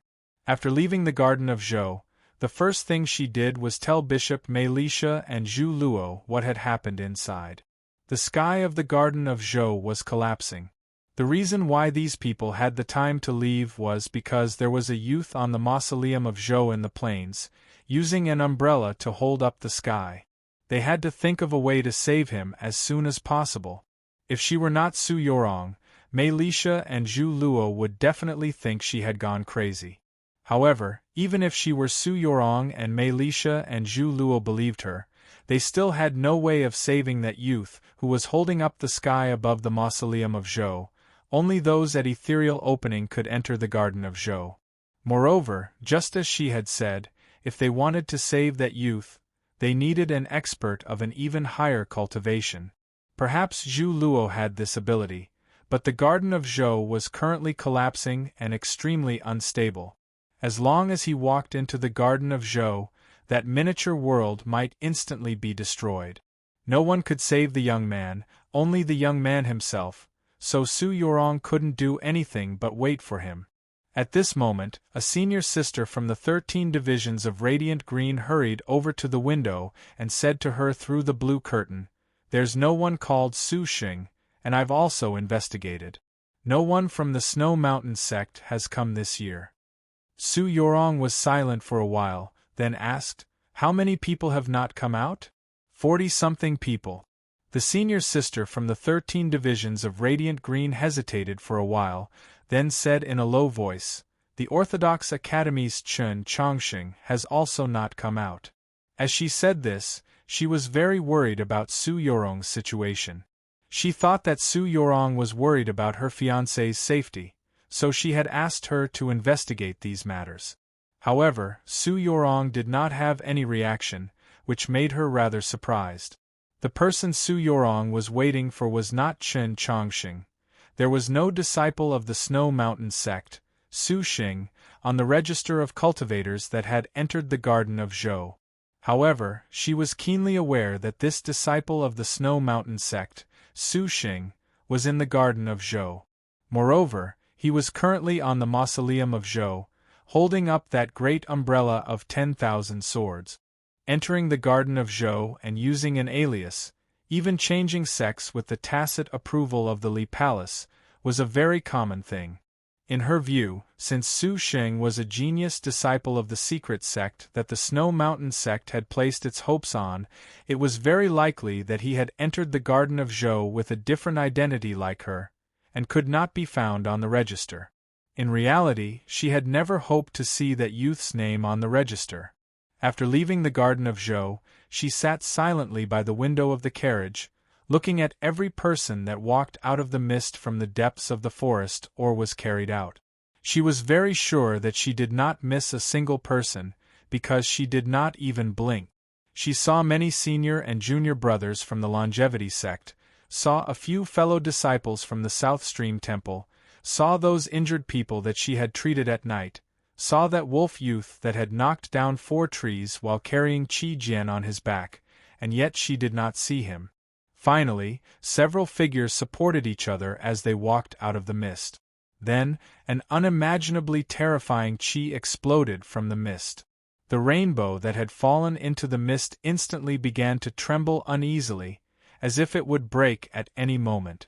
At the same time, the magnificent courtyard of the garden of Zhou that was faintly discernible in the mist suddenly twisted into countless images, as if they were about to disappear. Seeing this scene, Mei Lisha became even older. Zhu Luo floated up and flew into the sky above the mist. When the rainbow finally broke, a bright and beautiful sword glow chopped down from his hand onto the ground. It immediately formed an incomparably powerful barrier, separating the world behind the mist from the real world. There was a massive boom, which echoed for several hundred li around Hanqiu City. Even though Zhu Luo was one of the storms of the 8 directions, one of the strongest experts of the continent, this sword strike that he had slashed down with all his strength was actually unable to completely seal off the sputtering of that powerful qi. A hurricane swept up the green leaves and earth, roiling towards the forest. It whistled without end, instantly swallowing up the official road. Only when it collided with the sturdy walls of Hanqiu City did it finally stop. The wind stopped, the dust settled, and the world regained its clarity. The forest was filled with groans and coughs. Everyone looked behind the forest and saw that the thick mist had already dispersed. However, the green mountain that should have been behind the mist had actually disappeared without a trace. The gate to the garden of Zhou had disappeared, and the garden of Zhou had also disappeared. It was unknown whether or not there would be anyone who would be able to open the gate to the garden of Zhou in the future. Even if it could be opened, it was already meaningless. Before the collapse of the garden of Zhou, the energy that had seeped out had directly transformed into a real green mountain. How could the garden of Zhou still exist? The forest was absolutely silent. Those startled birds had been shaken to death by the qi that had sprayed out when the garden of Zhou had been annihilated, dying stiffly amongst the fallen leaves and earth. The silence was broken by sorrowful weeping. The teachers of many sects and academies wore sorrowful expressions, and there were also many young cultivators who knelt beside the corpses of their schoolmates and fellow disciples, weeping without end. The priests and officials of the Li Palace collected their thoughts and once again began to count. They confirmed that of the human cultivators that had entered the garden of Zhou, there were still 27 people who had not come out. However, they did not know whether those people had long since died to the schemes of the demons, or whether they had lost their lives in the destruction of the garden of Zhou. At this moment, in the forest, there were still 10-odd corpses. The curtains were covered in a thick layer of dust, blocking out the light and also blocking out the line of sight. This caused Su Yorong's face to darken somewhat. She closed her eyes, her long eyelashes gently blinking. She did not say anything. Her right hand lightly stroked the pheasant at her side, trembling slightly. "Let's go," she whispered. The carriage of the 13 divisions of radiant green followed the official road into the distance. The wind on the official road blew the dirt off the curtains. She could see the scene on the side of the road. Those injured lying on stretchers were all moaning. This made her somewhat sad.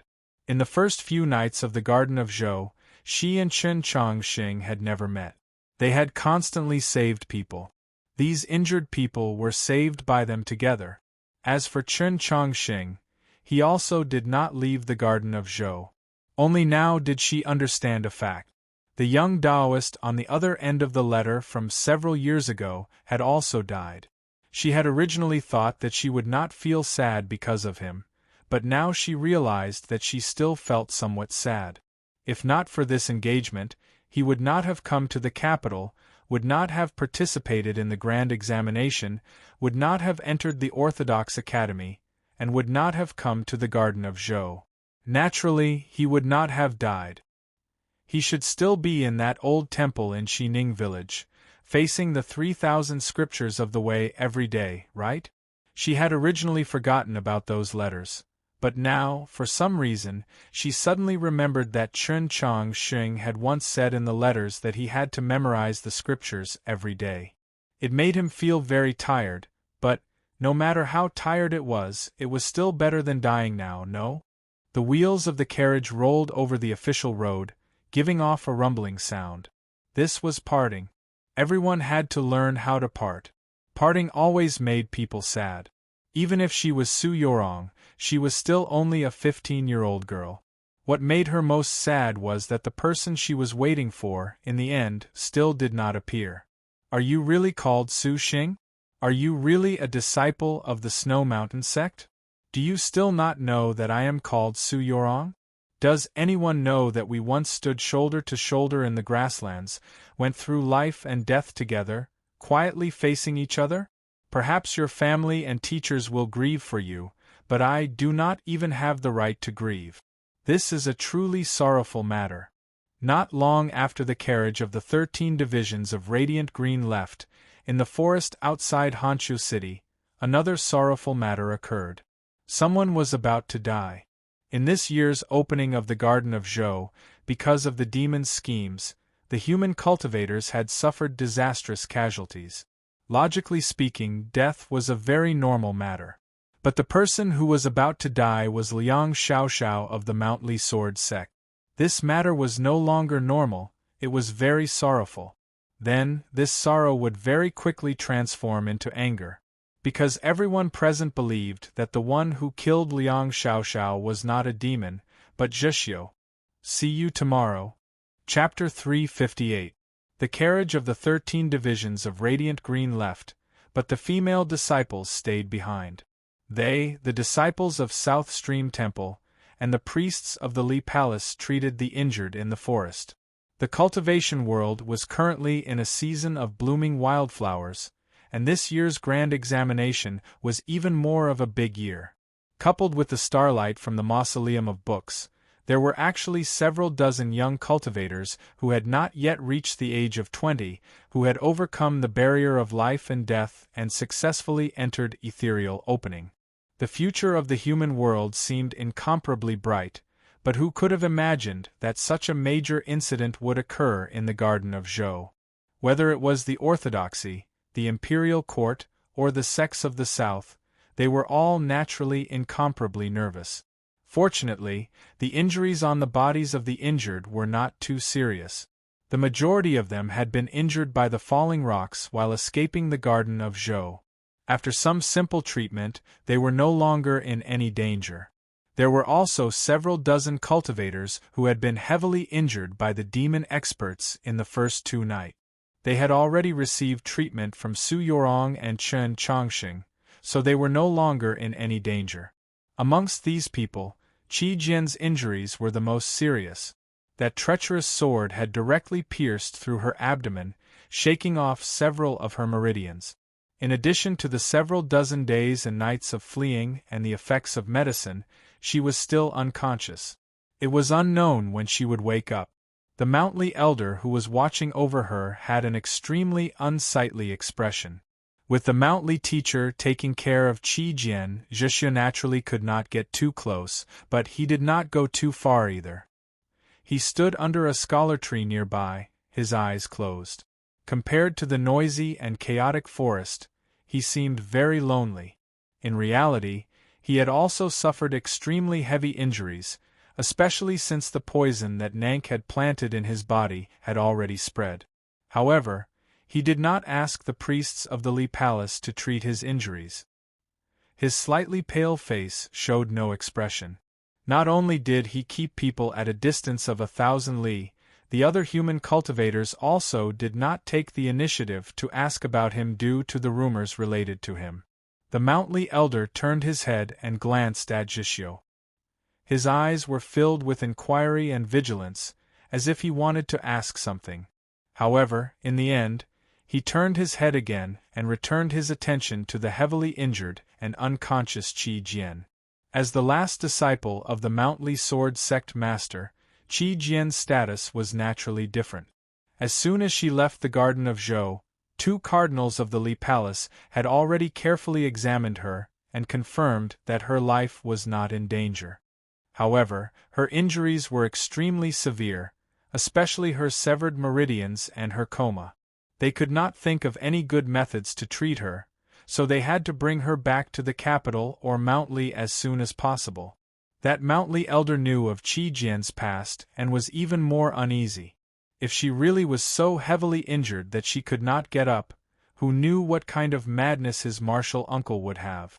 And what made him most uneasy and even somewhat afraid was the sword wound in her lower abdomen. Swords had sword intent, and sword wounds would often have remnants of sword intent. Mountly cultivated the sword, so this elder only needed a glance to sense where the sword that had heavily injured Qi Jian had come from.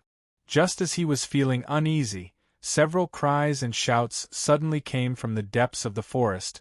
"Someone come quickly!" This Mountly elder turned around and saw the scene. His expression suddenly changed, and he could no longer care about Qi Jian. He ordered the disciples to take good care of her and rushed over himself. With a flick of his sleeve, he shook off the surrounding crowd and angrily yelled, "What's going on here?" In the center of the crowd was a stretcher, and the person lying on the stretcher was Liang Xiaoxiao. Liang Xiaoxiao had actually been heavily injured for some reason. His body had over 10 wounds made by the edge of a sword. 2 female disciples of the South Stream Temple were helping him bandage them, but they could not stop the blood from flowing out from beneath the bandages. The scene was extremely cruel. His face was as white as paper, his lips were blue, his eyes were dim, and his qi was weak. The once valiant and formidable-looking young genius was now only a hair's breadth away from death. The 2 female disciples of the South Stream Temple squatted at the 2 sides of the stretcher, constantly using bandages to try and staunch the bleeding. However, they could not stop the bleeding, and they could not help but panic. One of the slightly younger female disciples even began to cry, sobbing, "Senior Liang, you can't have anything happen to you." The forest was deathly still, and the crowd was shocked speechless. Liang Xiaoxiao was not an ordinary cultivator. He was an inner disciple of the Mountly sword sect, one of the Divine State's 7 laws, and first upon the first banner in last year's grand examination. Yet now, he was actually about to die. What was going on? Who had injured him? A cardinal of the Li Palace hurriedly rushed over. Seeing the scene before him, he could not help but be greatly alarmed. Without hesitation, he used the sacred light technique, and without any hesitation, he sprinkled clear light onto Liang Xiaoxiao's body. The scene was silent and the crowd anxiously waited. After a while, the bleeding on Liang Xiaoxiao's body stopped, but his face was still pale and his eyes were still dim. The cardinal slowly shook his head. Seeing the expression on the cardinal's face, the Mountly elder's body slightly swayed, and he forced himself to stand. Through the narration of some of the people present, he knew that Liang Xiaoxiao had been carried out by Zhuang Huanyu in the end. He coldly looked over. "What's going on?" Zhuang Huanyu also had several sword wounds on his body, but they were not serious. His face was also very pale, but it was probably not because of his wounds, but because his mind was agitated. Hearing the Mountly Elder's question, he looked at Liang Xiaoxiao on the stretcher, and was somewhat hesitant. Liang Xiaoxiao lay on the stretcher. His spirit was slightly better than before, and his qi was slightly stronger. However, when the sunlight sprinkled down, one could faintly see that on the surface of his clothes there were some fragments of glass. It was a sign that his cultivation was dispersing. This divine state's third law was about to die. The forest became even more deathly still, and the sorrow gradually thickened. The girl from South Stream Temple began to cry again. The Mountly Elder looked at Zhuang Huanyu and roared, "Speak!" With this roar, a sword intent exploded forth, enveloping Zhuang Huanyu. It seemed that if Zhuang Huanyu had been a little slower, that sword intent would have directly chopped him into pieces. Zhuang Huanyu was also not a normal cultivator. He was a student of the Heavenly Academy. However, at this moment, this Mountly Elder did not care about this at all, and it could be seen how angry he was.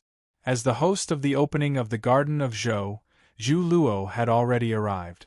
Naturally, he could not just watch Zhuang Huanyu die like this. He looked at the Mountly Elder and said, "Calm down." At this moment, a weak voice came from the stretcher. "Martial uncle, it has nothing to do with Master Huanyu." The Mountly Elder looked at Liang Xiaoxiao and said with a slightly trembling voice, "Then who injured you like this?" At this moment, the majority of the people in the forest believed that the demon experts that had infiltrated the Garden of Zhou had heavily injured Liang Xiaoxiao. It must be known that Liang Xiaoxiao was first upon the first banner in last year's grand examination, and had also viewed the monoliths in the Mausoleum of Books for an entire year. His cultivation was extremely profound, and logically, only those demon experts could injure him like this. However, the Mountly Elder was very clear that Liang Xiaoxiao was not injured by demons, because he recognized the sword scars on Liang Xiaoxiao's body. Those sword scars were just like the one on Qi Jian's abdomen. They were all sword techniques of Mountly. The Mountly sword sect disciples that had entered the Garden of Zhou were only Qi Jian and Liang Xiaoxiao. The Mountly Elder had a vague guess, but he could not believe it, so his voice trembled very much. Liang Xiaoxiao looked at his martial uncle, and slowly but firmly shook his head. The Mountly Elder understood his meaning, and his face revealed an expression of disbelief. Liang Xiaoxiao was in a state of terminal lucidity, and his spirit was better than before. His gaze slowly moved, and when he saw Qi Jian in the distance, he imperceptibly paused, and then continued moving. Only the Mountly Elder and Zhu Luo noticed this, and they also saw that Liang Xiaoxiao's gaze towards Qi Jian was filled with self-blame, frustration, heartache, and sorrow. Everyone's gazes followed his gaze, and they vaguely understood what he was looking for. Finally, Liang Xiaoxiao's gaze fell on a scholar tree. Under the scholar tree was the wolf tribe youth. Countless gazes fell on his body. Zheshio's eyes were closed, as if he had not sensed anything. "It's him." Zhuang Huanyu's voice was somewhat hoarse as he said, "Wolf Zheshio is a spy for the demons. In the Garden of Zhou, he ambushed us. In order to save me, Senior Liang was taken advantage of by him." Hearing these words, the forest was first deathly silent, and then it exploded into an uproar. "I'm truly sorry. According to the plan, I should have written 6,000 characters today. I definitely shouldn't have stopped here, but there really are too many things to do, and my condition is too terrible. Tomorrow, if my body is fine, I will definitely write more." In this story, Liang Xiaoxiao is a supporting character, or even a minor character.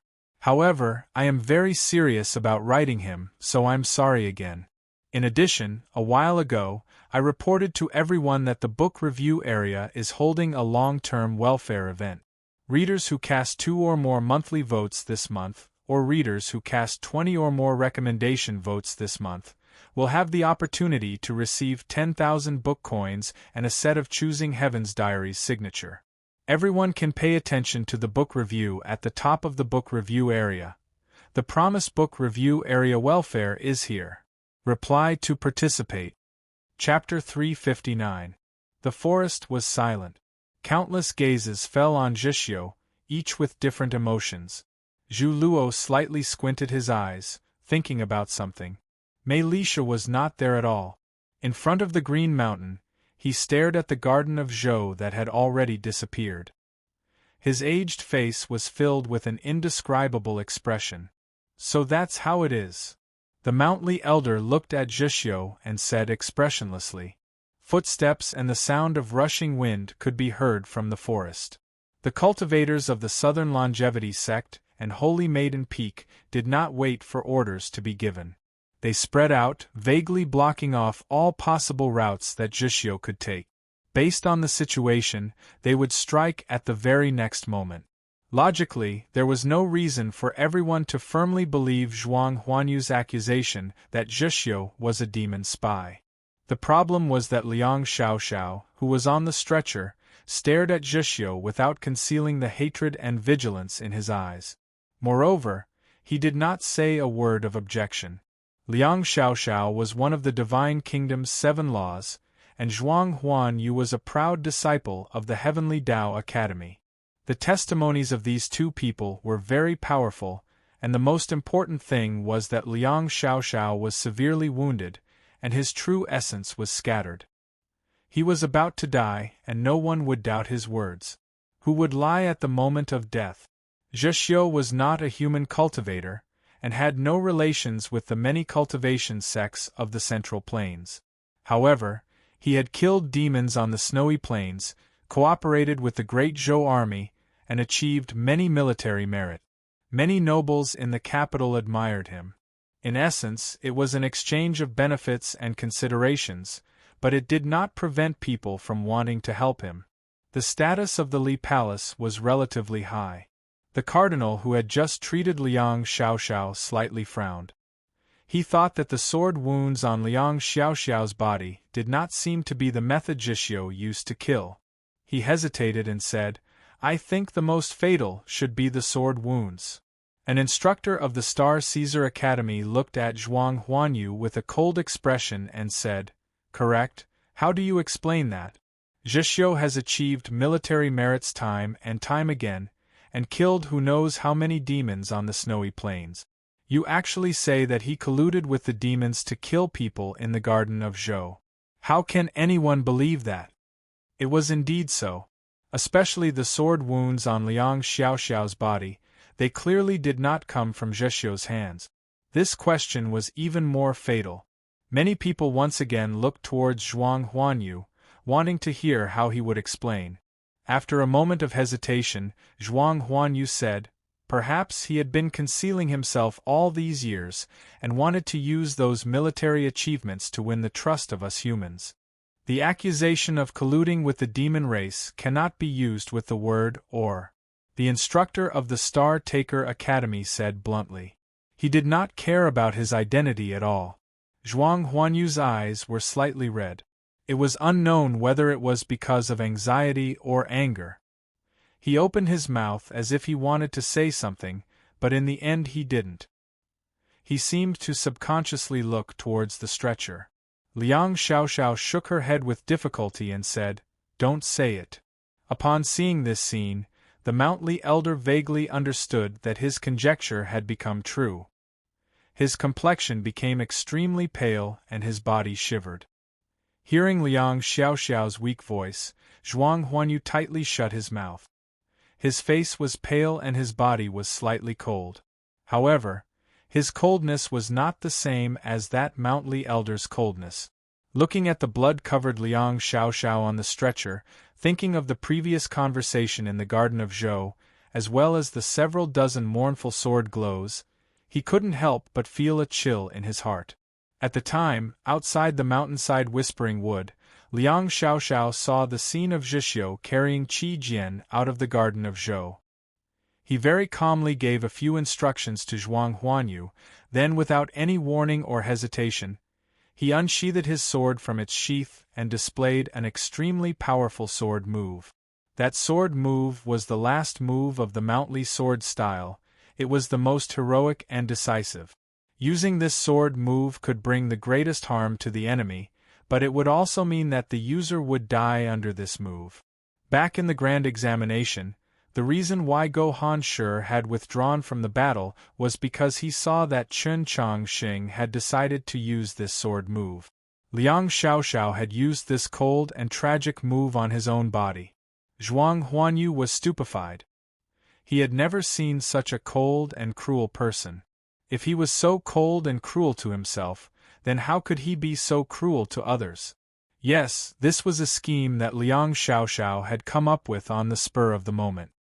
He used his death and those sword wounds to accuse Zhixiu and Qi Jian of colluding with the demons and harming their fellow disciples.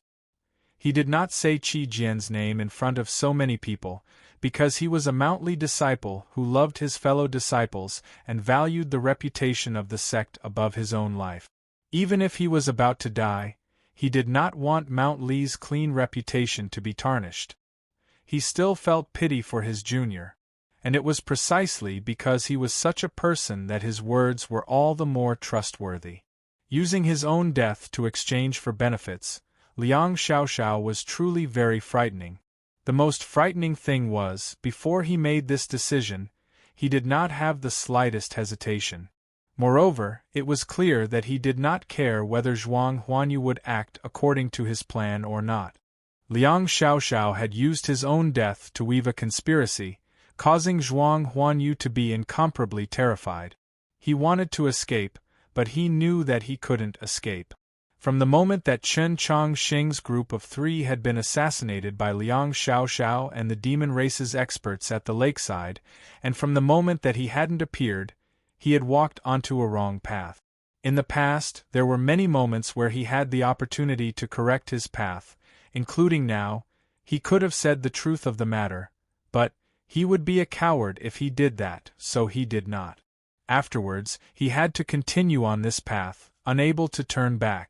It seemed that from the very beginning, his opponent had already calculated what his choice would be. Looking at the blood-covered, dying Liang Xiaoxiao on the stretcher, Zhuang Huanyu felt that he was looking at a demon. Liang Xiaoxiao was also looking at him. His eyes were somewhat gloomy, but very calm. When their gazes met, everything became a foregone conclusion. Zhuang Huanyu was silent. He slowly lowered his head and said with a slightly trembling voice, "I'm sorry, I can't say anything." In the eyes of the crowd, Zhuang Huanyu appeared to be very sad, but also very unwilling.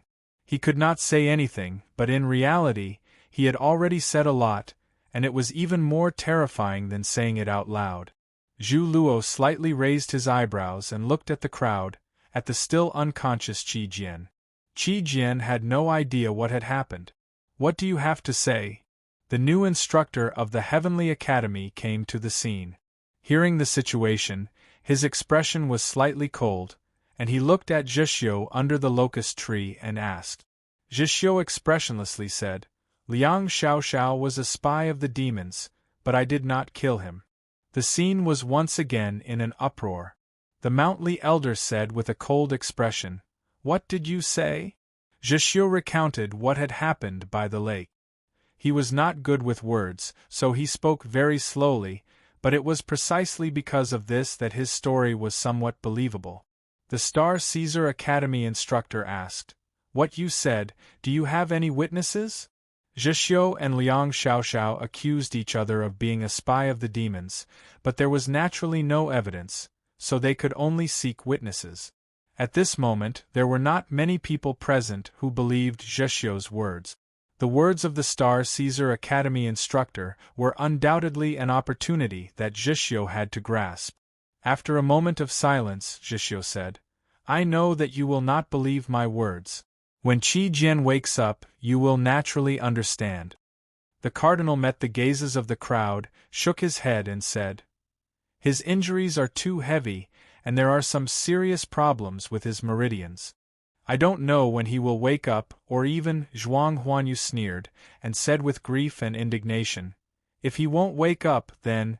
The two did not finish their words, but the crowd understood what they meant.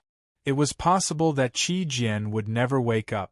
If this was the case, Zhuang Huanyu would feel very happy. It was still the same saying. Sometimes, not saying it or not saying it thoroughly, was more destructive than saying it clearly.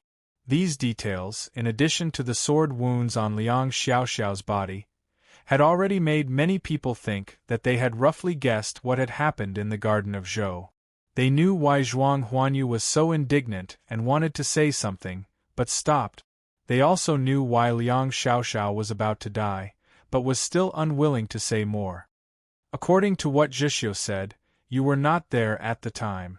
The Star Caesar Academy instructor looked at Zhuang Huanyu and asked.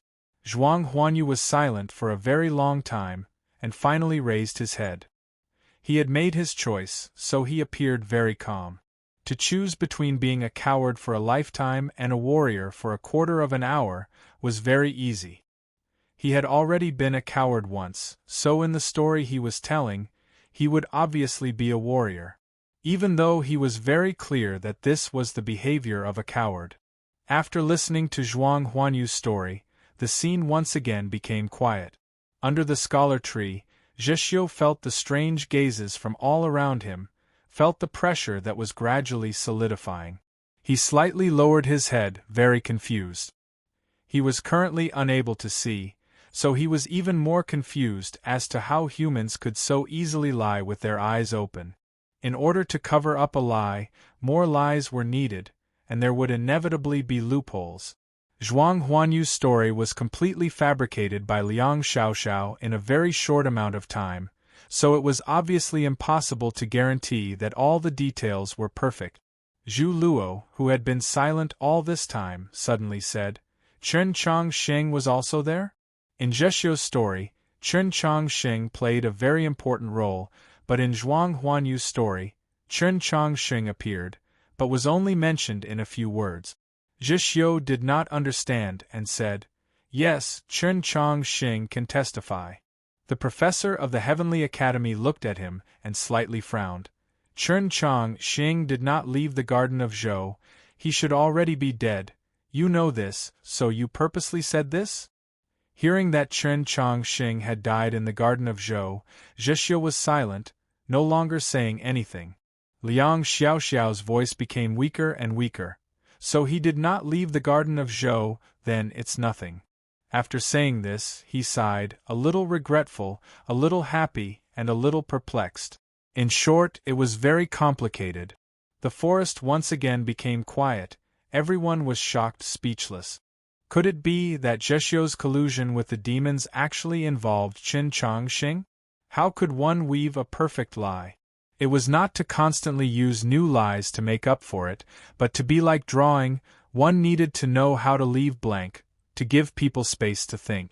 Liang Xiaoxiao did this, and it was very successful.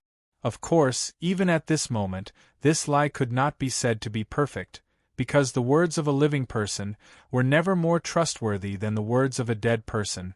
Life was the most precious thing in the world, and the accusation of life was the most powerful. Many times it was even more weighty than the truth. If Liang Xiaoxiao died at this moment, then his framing of Zhixiu, Qi Jian, and Chen Changxing could be considered perfect. He closed his eyes and smiled tiredly. His face revealed a very complicated expression: unwillingness, grief, relief, and forgiveness. Then, he died. Yesterday I said that if my body was fine I would strive to write more, but I really can't. I'm sick, so I can't write more. Fortunately, I'm quite satisfied with what I wrote. Liang Xiaoxiao is really amazing, I like him. Also, last night I also dreamed of Tai Yan. Also, was the Fatties Han Yu written by Han Mao. Chapter 360. The Mountly Elder looked at Liang Xiaoxiao on the stretcher in silence for a very long time. Then he turned to Zhixiu under the scholar tree and said emotionlessly, What else do you have to say? Zhixiu closed his eyes and said, Since he surrendered to the demons, anyone can kill him. If I killed him, I have no need to hide it, but I did not kill him. There was a slight disturbance in the forest. The Mountly elder's face was like frost as he coldly said, "Martial nephew Liang is already dead. You actually dare to splash dirty water on the body of a deceased person. You are a little too shameless." Zhixiu now knew for sure that Liang Xiaoxiao was dead. He roughly understood the entire matter and suddenly felt very tired. "Follow us back to Mountly to be interrogated." The Mountly elder looked at him like he was looking at a dead man. With his words, 10 some longevity sect disciples surrounded Zhixiu. In the surroundings, there were even more southern cultivators keeping an eye on Zhixiu's movements to prevent him from suddenly attacking. At this moment, Zhu Luo expressionlessly said, "Wait." The storms of the 8 directions were the strongest experts of the human race, so their status was naturally special. His words caused even the extremely furious Mountly elder to temporarily calm down. "What I dislike the most is this sort of situation where nothing is said clearly and you want to finish the matter." Zhu Luo pointed at the unconscious Qi Jian and said, "From what you're saying, besides Zhixiu, the people who killed Liang Xiaoxiao should also be Qi Jian, and even Chen Chongxing?" The Mountly elder slowly said, "This is a matter of Mountly. I ask Sir to respect it. This is not a matter of Mountly, but something that happened in the garden of Zhou."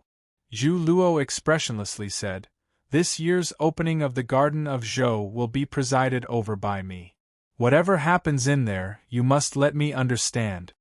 The Mountly elder suppressed his anger and said, "Could it be that you still don't understand this matter?" "Very much so." Zhu Luo did not care for his reaction and casually said, "Zhixiu has performed many military deeds for my great Zhou. You say that he colluded with the demons, but if Qi Jian also participated in this matter, could it be that he has also thrown in with the demons? He is a disciple of your Mountly, so what reason does he have to join hands with this wolf youth to deal with his own senior brother?" The Mountly elder thought about the meaning in Liang Xiaoxiao's gaze before his death. After a moment of silence, he walked up to Zhu Luo and whispered, "This matter involves Mount Li's clean reputation. Sir, please do not continue asking." Zhu Luo raised his eyebrows slightly. One must know that reputation and clean reputation may seem similar, but in reality, there was a hidden difference. The Mountly elder lowered his voice and said, "Martial nephew Qi Jian, what happened between him and Zhixiu, we temporarily do not know, but we absolutely cannot ask in front of everyone, because his identity is very special. Only the 2 of them could hear this conversation." Seeing him so cautious, Zhu Luo asked, "What is his identity?" After a moment of silence, the Mountly elder said, "She is a woman." Zhu Luo looked at Zhixiu under the scholar tree and seemed to understand something. He said, "No wonder you talked about clean reputation." The Mountly elder said, "I ask for Sir's understanding." Zhu Luo shook his head. "This is not enough. Mount Li's reputation is admittedly important, but it's not as important as the truth and life and death." The Mountly elder hesitated for a while, then clenched his teeth and said, "She is Martial Uncle's daughter." Zhu Luo's expression turned slightly cold. Looking into his eyes, he asked, "Which Martial Uncle?" The Mountly elder softly said, "Junior Martial Uncle."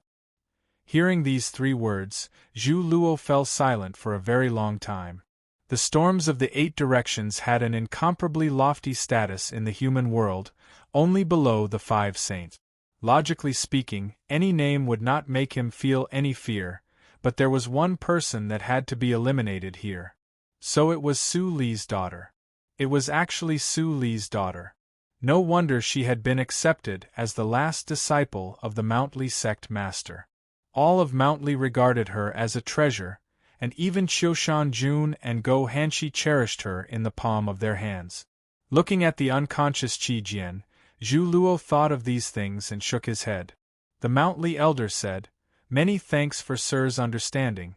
Of course, if Qi Jian really did do something in the garden of Zhou with the law sword above, the discipline hall will definitely use the sect's rules. Mountly will inform Sir of the final result as soon as possible." Zhu Luo did not say anything, silently agreeing. This truly was something that had happened in the Garden of Zhou, but the Mountly Sword sect had already spoken to this extent. Moreover, this matter involved Su Li, so even he was not willing to take responsibility for it. But at this moment, besides him, the person with the most power in words was also an old man. Following the signal of the Mountly Sword sect elder, people carried Qi Jian's and Liang Xiaoxiao's corpses away on stretchers. Zhixiu tilted his ear and heard the noise. His body slightly leaned forward, as if he wanted to do something, but in the end, he did nothing. Just when the Mountly Sword sect elder was prepared to take Zhixiu away, the old man finally spoke. Ever since the destruction of the Garden of Zhou and the disappearance of the Green Mountains, Archbishop Mei Lisha had always been staring blankly at the thick fog. His aged face became even older, and his turbid eyes became even more turbid. He did not pay any attention to what was happening in the forest. Only now did he finally turn around. With an expressionless face, he said, "Leave him behind." The Mountly Sword sect elder said, "This is my Mountleys. The one who died is a disciple of your Mountly, and the one who acted seems to also be a disciple of your Mountly.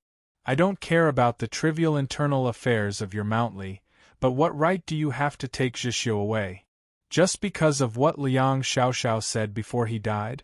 Doesn't that mean that if Chen Chongqing was still alive, you would also take him back to Mountly in front of my eyes?" Mei Lisha slowly walked back into the forest. Looking at the Mountly elder, he said, "Is there such a reason?" The Mountly elder did not say anything, but the newly appointed education overseer of the Heavenly Academy hesitantly opened his mouth. "My lord, if Chen Chongqing really was involved in this matter, then perhaps we should also carefully interrogate him. If a person is dead and can no longer speak, then you can freely splash dirty water on his body? I seem to have heard someone say this before." Mei Lisha looked at the newly appointed education overseer of the Heavenly Academy and expressionlessly said, "As for interrogating, Chen Chongqing is the principal of the Orthodox Academy. What right do you, a mere education overseer, have to interrogate him? Besides His Holiness, who has the right to interrogate him?" He glanced at Zhixiu under the scholar tree and said, "The clean reputation of your Mountly is important, but is the reputation of my orthodoxy not important? The matter of this wolf tribe youth concerns the reputation of my orthodoxy. I want to take him back to the capital. Who has any objections?" Zhu Luo said, "I have no objections." Since he had no objections, then no one present had the right to have any objections, including those southern cultivators and the Mountly elder who clearly had objections. Mei Lisha looked at the Mountly elder and coldly said, "If Mountly has any objections, let your sect master say it, or let Su Li say it." The Mountly elder could no longer endure and angrily said, "The one who died is a disciple of my Mountly. So a dead person is amazing? Could it be that because he died, this matter is not full of mistakes, a complete mess?" Mei Lisha's voice became even colder. "Moreover, my current mood is very bad.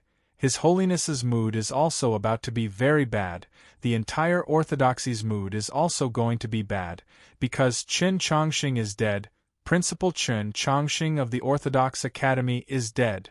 The old man looked at the sky outside the forest and sadly said, "What matter could be more important than this? Even if the divine state's 7 laws were all dead, could it be more sorrowful than this?" Chen Chongqing could imagine that the people outside Hanqiu City would definitely think that he was already dead, because he had not left through the gate of the Garden of Zhou. Instead, he had used an abnormally mystical method to directly appear on the snowy plains tens of thousands of li away. He could also imagine that many people would definitely have many different reactions upon learning of his death. Some people would probably be very happy, some people would feel relieved, and some people would definitely feel extremely sorrowful and sad. These people were all people who truly loved and cared for him, such as Luo Luo, Tang 36, Xianyuan Po, Guardian Jin, and perhaps Mo. You would also feel some regret. He even felt that Go Hanshi, Guan Feibai, and the other disciples of the Mountly Sword sect were also part of these people, not to mention the elders of the Orthodoxy and that elf girl. He did not want these people to be sorrowful and anxious, so he was very anxious. He was anxious to quickly return to the human world and send the news that he was still alive back to the capital as quickly as possible, letting everyone know that he was still alive. Unfortunately, the snowy plains of the demon realm were too far from the human world, and Senior Su Li was truly rather heavy. Their escape from the snowy plains of the demon realm had actually gone very smoothly. A true expert of the path of the sword would inevitably possess great wisdom, no matter in any aspect, such as culinary arts or the art of tea. This was because all Daos were interlinked, and fleeing could be described as retreating. It had always been a part of the art of war, and Su Li was also very skilled in it. The strike that he had used to cleave open the sky had been very particular.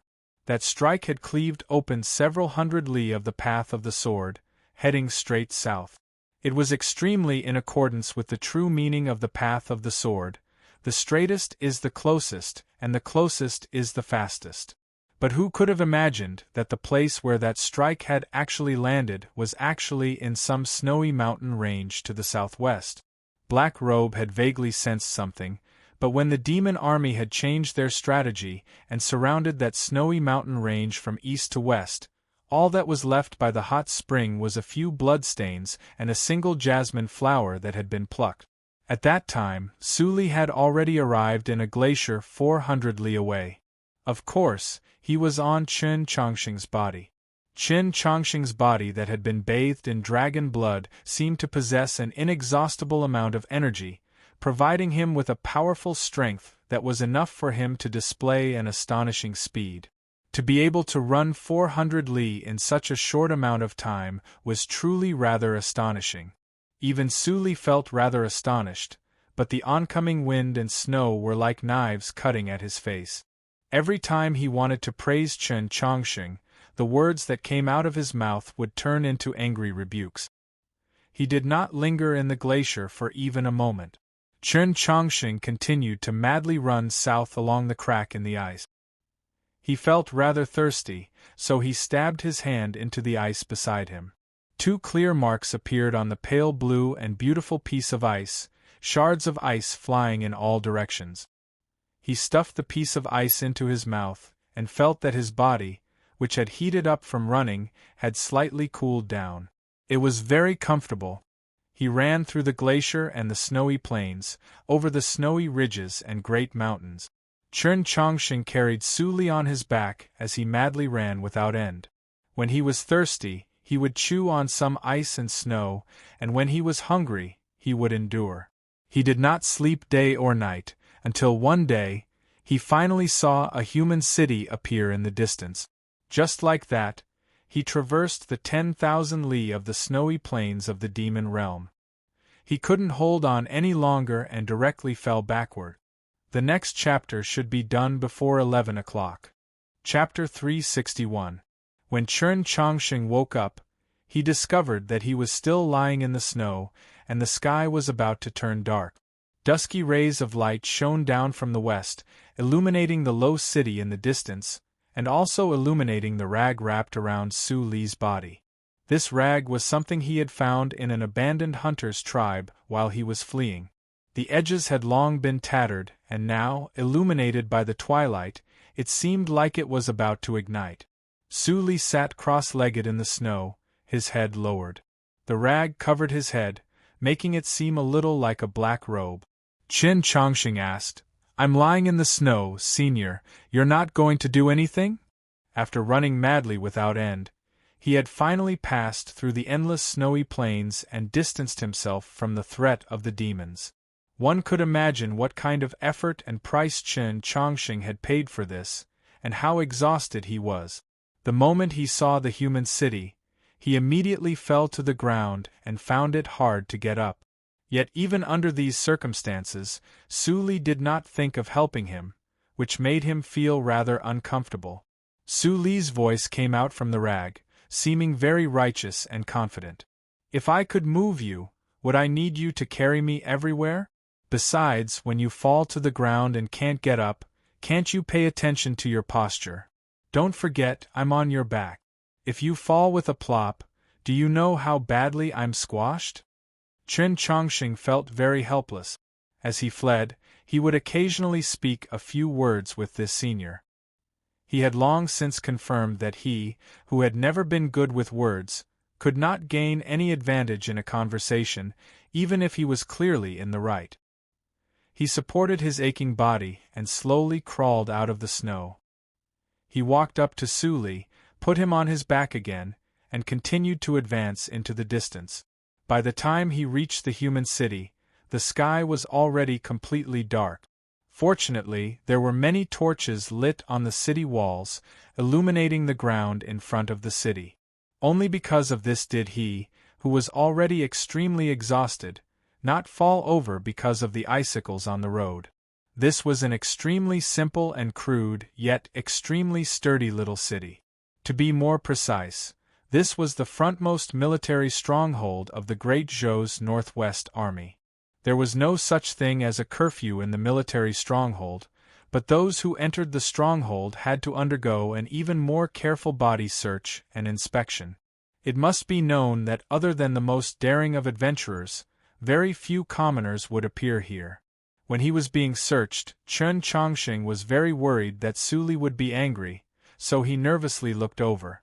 He did not expect that during the entire process, Su Li would be extremely honest, just like a real patient.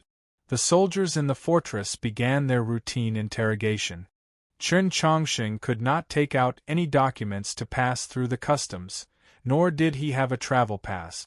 Just when he was preparing to state his identity and have the army send someone to pick him up, he suddenly saw Su Li shake his head imperceptibly. The two eyes that were covered by the rags revealed a firm determination that could not be resisted.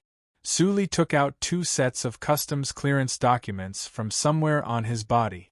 2 sets were very perfect, completely flawless customs clearance document. By perfect, they included the degree of wear and tear of the document. In short, they were impeccable. The soldier examined the 2 of them with a critical gaze. After hearing Su Li's reply, he waved his hand, indicating for the 2 of them to enter. At the same time, he instructed them on a few things to take note of. The only place in the military stronghold that commoners could live in was a carriage shop. As expected, it was a large shared bed, but tonight there were only the 2 of them. The cold and stingy carriage shop owner naturally would not heat the Kong too hot, and there was not even hot water. As a result, Chen Chongqing and Su Li curled up in the sour and smelly bedding for a very long time, unable to sleep. Chen Chongqing opened his bright eyes and looked at the oil-stained roof. He thought about a few trivial matters, such as the fact that this large carriage shop might have been remodeled from a former kitchen. The waiter that had been scolded by the carriage shop owner looked very pitiful. Then, he heard Su Li sigh and asked curiously, "Senior, you have all sorts of documents on you, and you were extremely skilled when you were being interrogated. You should have a lot of experience living outside, so why can't you sleep?" Everyone knew that Mount Li's junior martial uncle Su Li liked to wander the 4 seas and rarely returned to Mount Li. In terms of experience on the road, logically speaking, there really should be no one more abundant than him. Su Li angrily said, "What are you thinking? Who am I? How could I have lived in such a terrible place?" Chen Chongqing thought to himself, "If I had said your name before, the 2 of us would definitely not be sleeping on the cold Kong in the carriage shop. Let alone the officers in the stronghold, even the general's estate in the south would immediately send someone to pick us up." With this thought, he finally asked the question that had always lingered in his mind, "Senior, why can't we reveal our identities?" Su Li said, "Do you know what I'm most famous for? Why is the entire continent afraid of me?" Chen Chongqing thought to himself, "I grew up in the countryside of Xining village. Although I read a lot of the Taoist canon, I understand very little about the matters of the world. I only know that your cultivation is extremely high and your path of the sword is extremely strong. Why is it not respect but fear? Su Li's voice seeped out from the cold bedding, seeming even colder. Because I've killed many demons and I've killed even more people. Other than Zhou Dufu from back then, there's probably no one else who has killed more people than me. Chen Chongqing was speechless. He thought to himself, Senior has once again habitually begun to show off his narcissism. If it really is like this, then aren't you a butcher whose hands are stained with blood? Why hasn't the Mount Li sword sect expelled you? As if guessing what he was thinking, Su Li's voice rang out once again. In Mount Li, my seniority is the highest, the strongest, so I'm the greatest. The Discipline Hall and those fellows on the mountain have long since found me displeasing to the eye, but what would they dare to do to me? Chen Chongqing was stunned. Su Li did not continue to introduce his great undertaking of killing people. He said, I naturally have my reasons for killing people. Cutting weeds and pulling up the roots, exterminating families, these things that don't require any skill, I've never done them, so this has brought me some trouble. That is, the more people I kill, the more enemies I have. Even now, I still can't clearly remember just how many enemies I have. Chen Chongqing's body slightly stiffened. He thought to himself, it can't be true, right? Then how did you still live until now? There are very few people who dare to find me for revenge, because I'm too strong. Of course, there are also some people who have been blinded by hatred and don't even care about life and death. They always want to kill me. Speaking of these things, Su Li's mood was clearly very bad. He said angrily, when I wake up in the morning, they come to kill me. When I sleep, they come to kill me. At every moment, they want to kill me, wave after wave. I just don't understand. Those people are at such a terrible level that they can't kill me no matter how they try. Why do they always want to find me? Don't they find it annoying? Even if they don't find it annoying, I will find it annoying, all right? Chen Chongqing was even more speechless. He thought to himself, putting life and death aside, if those people still want to kill you, then they definitely have a true blood feud with you. You actually say that they've been blinded by hatred, and that they just find it annoying? Su Li continued, so I very rarely stay in Mount Li. When I travel the continent, I never reveal my true identity. If you don't want to be woken up in the middle of the night by someone using a magical artifact to go to the toilet, then it's best that you do the same. Chen Chongqing thought to himself, tonight's situation should be different from usual. The room was quiet for a very long time, and then Su Li's voice rang out once more. Only this time, his voice was no longer so proud or irritated. It seemed very steady and very serious. Those people that want me dead are like a pack of dogs. They don't dare to move against me, and they don't even dare to bark from afar. They only dare to hide in the distant darkness, waiting for me to tire, waiting for me to grow old, waiting for me to get injured. Chen Chongqing looked at the roof. It was as if he could see the grassland in the night. A male lion gazed at its surroundings. In the darkness there were countless of its enemies. If the male lion grew old, those enemies would rush forward and tear it into pieces. I understand, he said. Su Li said, it's good that you understand. Early in the morning, around 5 o'clock, Chen Chongqing opened his eyes and got out of bed.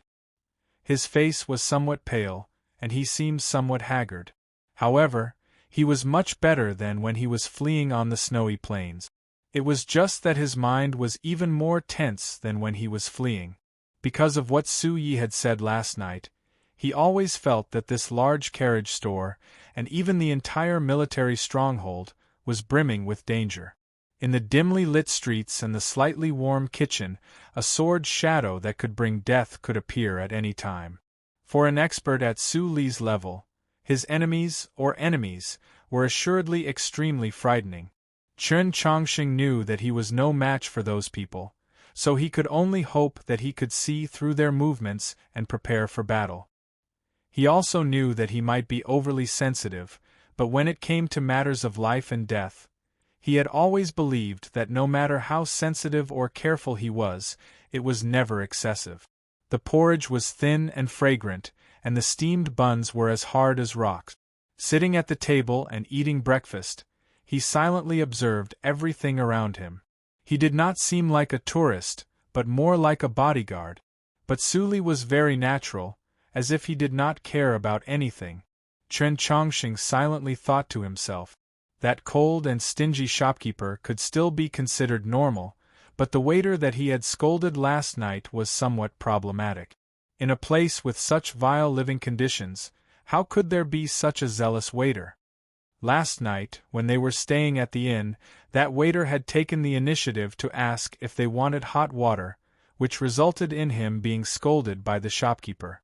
Just at this moment, for some reason, the shopkeeper once again began to scold that waiter, using all sorts of obscenities that were hard to hear.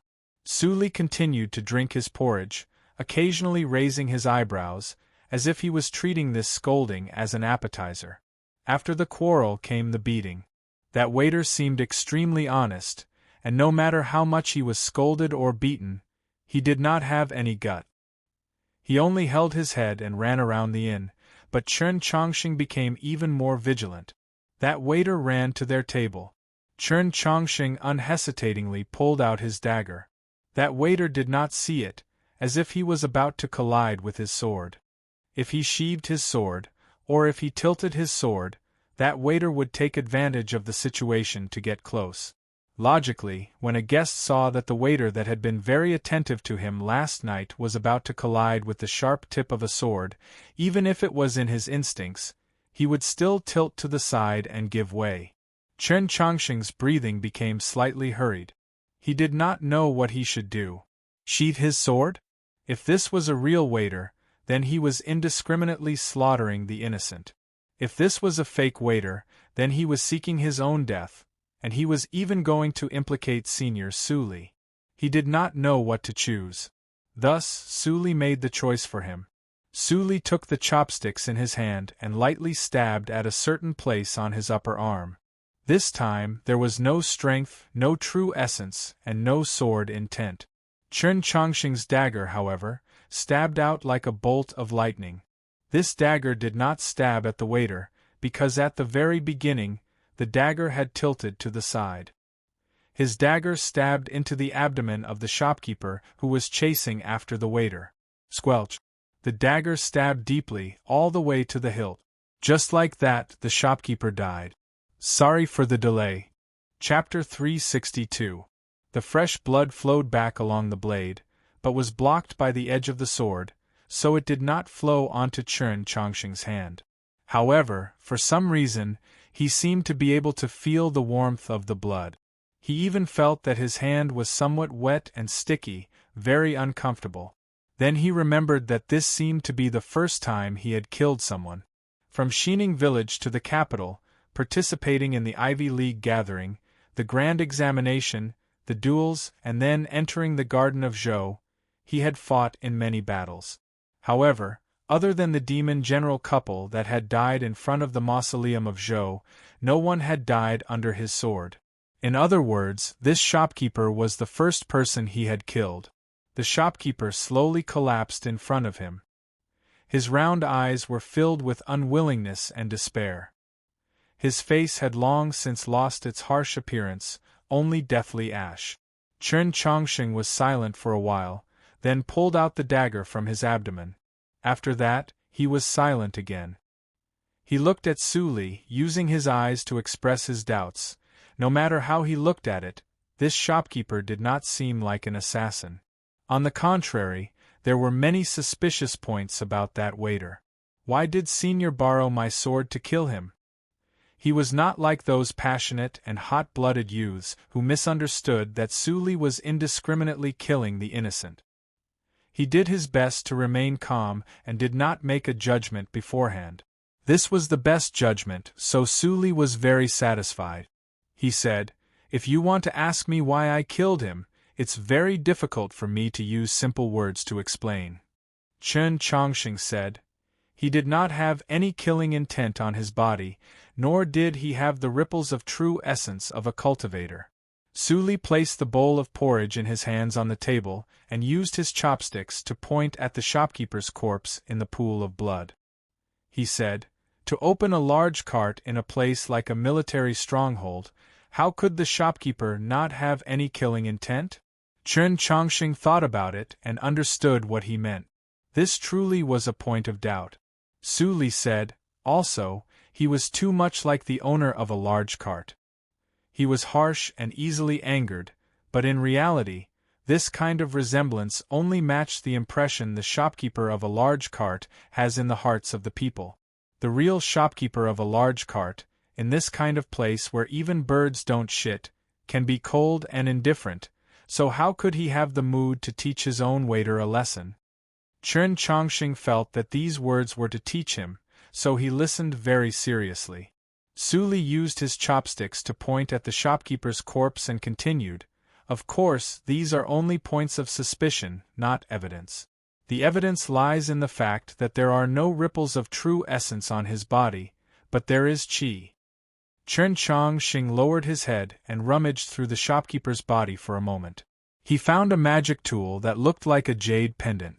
This magic tool could be used to conceal true essence fluctuations. "I can't teach you this. When you reach my level of cultivation, you will naturally be able to sense this aura." After Su Li finished speaking, he picked up the bowl of porridge and continued with his unfinished breakfast. Seeing his radiant appearance, he seemed to be very satisfied with the pickled vegetables provided by the cart store. "I originally thought it was the waiter, because he was too friendly to us last night, and his hand." Chen Chongqing looked at the waiter standing in front of the table. His gaze fell upon the area between the thumb and index finger of the waiter's right hand. There was an obvious ring of calluses, a sign that he had held a sword for a long time. The waiter's face was pale and his body was trembling. He was obviously scared silly. As Su Li ate the porridge, he casually said, "The calluses between the thumb and index finger, other than holding a sword, can also be used to hold a knife. A kitchen knife is also a knife." Although a kitchen knife and a sword were two completely different objects, there really was no difference between the handle of a kitchen knife and the hilt of a sword. Chen Chongqing lowered his head to look at the blood-soaked dagger in his hand. His breathing became somewhat hurried, because he suddenly felt a lingering fear. Just now, if Su Li had not used his chopsticks to poke him, perhaps he really would have stabbed the dagger in his hand into the waiter's body. That would mean that he had killed an innocent person. If he had killed the wrong person, then what? Person only had one life. Killing the wrong person was the wrong person. There was no way to correct or make up for it. This was a fact that he found very hard to accept. Murder! Murder! At this moment the waiter seemed to wake up. Looking at the corpse of the shopkeeper in the pool of blood, he let out an extremely frightened shriek. He rushed out of the store, but because of his fear and panic, he tripped over the shopkeeper's corpse and fell heavily to the ground. He did not care about the pain. In a flurry, he tried to climb up, but the sticky blood on the ground made him sway left and right. He looked extremely miserable and pitiful.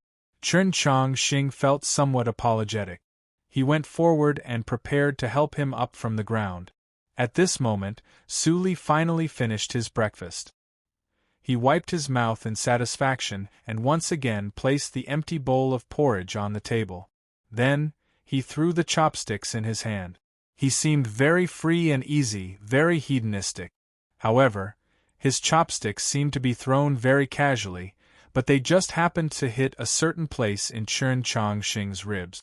A very weak but ingenious force entered Chen Chongqing's body and controlled his movements. It made him slightly turn his body, and at the same time, his right hand shot forward like lightning. That blood-soaked dagger was still held in his right hand. With a squelch, the sharp dagger easily broke through the seemingly sturdy soft armor and pierced deeply into the waiter's chest, directly piercing through his heart. The waiter's face was full of shock. His throat gurgled and blood flowed from the corner of his mouth.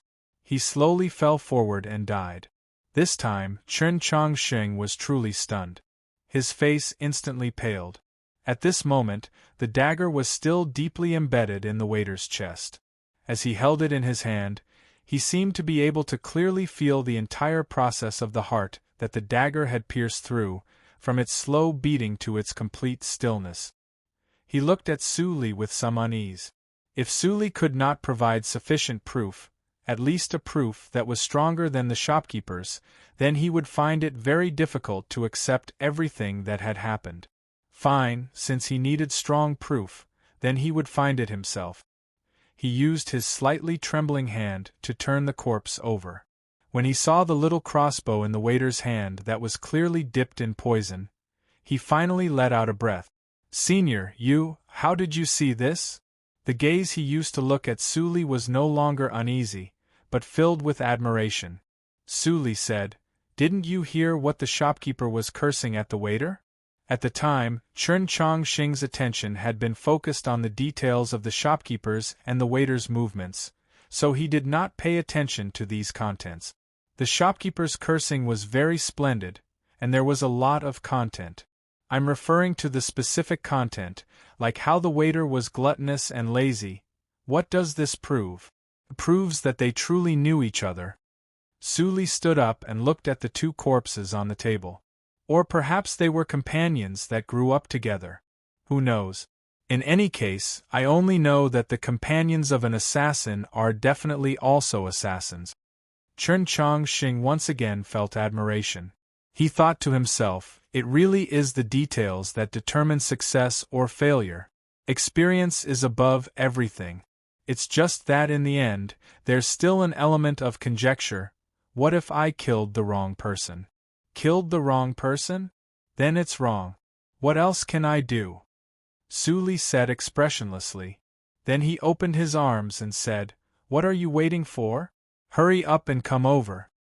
Chen Chongqing came to his senses and asked, "We're leaving just like that?" Su Li said unhappily, "Don't tell me we're still waiting for the soldiers of the stronghold to come and capture us?" Chen Chongqing did not dare to say anything more. Taking advantage of the fact that the bloody incident in the cart shop had not alarmed the people of the stronghold, he carried Su Li away in the snowstorm, heading south. In a black willow forest to the southeast of the stronghold, the two of them stopped to rest for the time being. Chen Chongqing was actually very confused. Since those people that wanted to kill Su Li already knew his whereabouts, why did they still need to hide their identities? It was better to directly contact the Great Zhou army and obtain their protection. Su Li said, "Those two guys are just assassins that can't be shown in public. They might not even know who I am and just happen to be active in this area." Chen Chongqing asked, "Who are those two assassins?" Su Li was truly rather annoyed. He said, "I already said that they're people that can't be shown in public. How would I know who they are?" Chen Chongqing thought about it, then said, "What you mean is that those two assassins are only working for money, but if your identity is exposed, the ones that come might not be such weak assassins, but true experts?" Su Li said, "It's a very simple principle. Does it still need to be explained in such detail? Why are you such a chatterbox, little guy?" Chen Chongqing thought to himself, "Although I can't be said to be taciturn, and I'm usually not that good with words, it's just that Senior's actions are unpredictable. If I don't ask, I'll always feel somewhat uncertain." He persisted and asked, "Since it's like this, then why don't the demons just release your whereabouts?" Su Li said, "Because Black Robe is also not sure where I am. The people he colluded with in the human world, or perhaps those people who have a tacit understanding with him, are currently scattering people all over the world looking for me. Of course, even if those people were sure of my whereabouts, they would still not release this information." Chen Chongqing asked in confusion, "And why is that?" Su Li said, "Because other than the many people that want to kill me, there are also many people that want to help me." Chen Chongqing did not understand. Could it be that if Senior's whereabouts were known to the world, then there would be many people that would travel thousands of li to help you? "Who am I?" Su Li looked at him and asked seriously. Chen Chongqing was already used to his way of speaking. He was somewhat tired of it and also somewhat numb to it. His reply was rather mechanical. Junior Marshal Uncle of Mountley, a supreme expert on the path of the sword, the idol of the younger generation of cultivators. Compared to the Black Dragon, Sully clearly only cared about the superficial things. He did not criticize him, and his reply was not at all heartfelt. He proudly said, "Isn't that it? Since I'm the idol of many people, if they know that I'm injured and in trouble, wouldn't those people be anxious to save me?" Chen Chongqing did not want to continue this topic. He asked, "Senior, then what do we do next?" Sully said, "Of course we have to hide it from the eyes of everyone in the world and secretly send me back to Mountley." Chen Chongqing thought to himself, Mountley is far to the south of the continent, more than several tens of thousands of li from here. How difficult would it be to send him back to Mountley? Moreover, we can't let anyone know. Just how worried would those people that are worried about me be? Senior, why can't we let the people of Mountley come and pick you up? Idiot, Mountley is the furthest from here. By the time my disciples and grand-disciples come, it'll be too late. Chen Chongqing thought to himself, the closest to here is the Great Zhou Northern Army, but Senior just happens to be unwilling to go find them. He could not help but say seriously, Senior, I don't understand why Senior doesn't want to ask for help from the Great Zhou Army. If it's a problem of face, then I can go ask for help. They will definitely send people to send us back to the capital. Sully looked at him and sneered. Is your position as principal of the Orthodox Academy really that amazing? Chen Chongqing thought to himself, although my position as principal of the Orthodox Academy is nothing in front of Senior, to the Great Zhou, I should still have some weight. Sully said, but have you ever thought, when everyone's eyes fall on you, how can I hide my identity? Chen Chongqing looked at him and said sincerely, since those people that want to kill Senior have already appeared, then Senior's identity and whereabouts will eventually be exposed. Right now, what we need to strive for is time. Mountley is indeed too far, and the capital is also too far, but the Great Zhou Army really is very close. As long as we reveal our identity, what else is there to worry about? In the end, it still returned to the original suggestion, which was also the matter that he did not understand the most. Sully looked at him and sighed, I really don't know if you, little fellow, are naive or stupid. Chen Chongqing was stunned. He did not understand what this meant. Sully looked at him and said with a smile that was not a smile, You always say that I should ask for help from the Great Zhou Army. Could it be that you don't know, on this continent, the people that want me dead the most are you Zhou people? As his voice fell, the snow on the black willow forest suddenly rustled and fell to the ground. The world became cold. The earth trembled slightly. In the distance, there were several hundred cavalry galloping across the snowy plains. These were the most elite snow cavalry of the Great Zhou Northern Army. They seemed to be searching for something. The next chapter will be rather late. Chapter 363. Chen Chongqing's gaze pierced through the black willow forest and rested on the Great Zhou cavalry in the snowy plains. He understood what Sully had just said. Other than the demons, the people on this continent that wanted him dead the most were the people of Zhou. These Great Zhou cavalry that were clearly searching everywhere for their target was clear proof, but he still felt that there were other possibilities. For example, these Great Zhou cavalry had come to save them? Why do you always like to think of things in the worst possible way? Sully listened to his question and said with a hint of mockery, because everything often develops according to people's worst assumptions. As if to prove his words, several dozen of the several hundred cavalry split off and rode towards the black willow forest. They painted a black line on the monotonous snowy plains. Arriving in front of the black willow forest, the cavalry all unsheathed their weapons from their saddles and dropped their helmets. They seemed extremely vigilant. No matter how one looked at it, these cavalry did not come to save people, but to kill. The cavalry entered the forest, and the clopping of hooves could occasionally be heard. Occasionally, there would be the sound of a black willow branch snapping.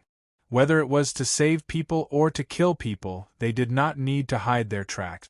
And if the target they were searching for was really, as the intelligence had said, a cripple, then what happened next should be extremely simple. At some point, Chen Chongqing's right hand had already landed on the hilt of his dagger, ready to pull it out at any time. His body was currently very strong. Even if he had traversed 10,000 li of snowy plains, all his fatigue and hidden injuries had completely disappeared after a night's sleep on the cold Kong. His true essence had gradually recovered, and even the injuries he had received in the Garden of Zhou were much better. He was confident that he could defeat or even kill all the several dozen cavalry that had entered the forest, even if these cavalry were definitely elites that had succeeded in purification. But he did not have the slightest confidence that he could silently kill these cavalry without alerting the cavalry that was currently advancing east. More importantly, these cavalry were all soldiers of the Great Zhou, while he was a person of Zhou. He truly could not just suddenly kill them without asking for any reason. He did not know what he should do. He silently stared at the indistinct figures of the cavalry in the black willow forest. As those figures got closer and closer, his breathing became more and more hurried, more and more nervous.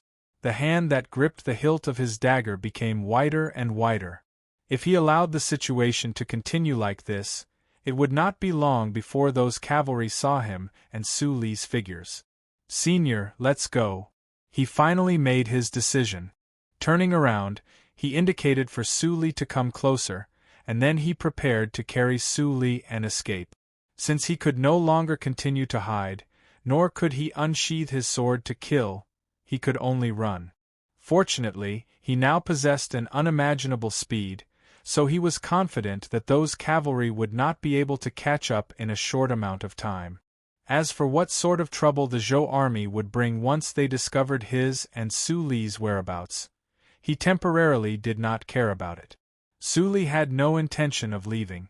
He said, "Open the umbrella." Chen Chongqing did not understand. He took the yellow paper umbrella and opened it.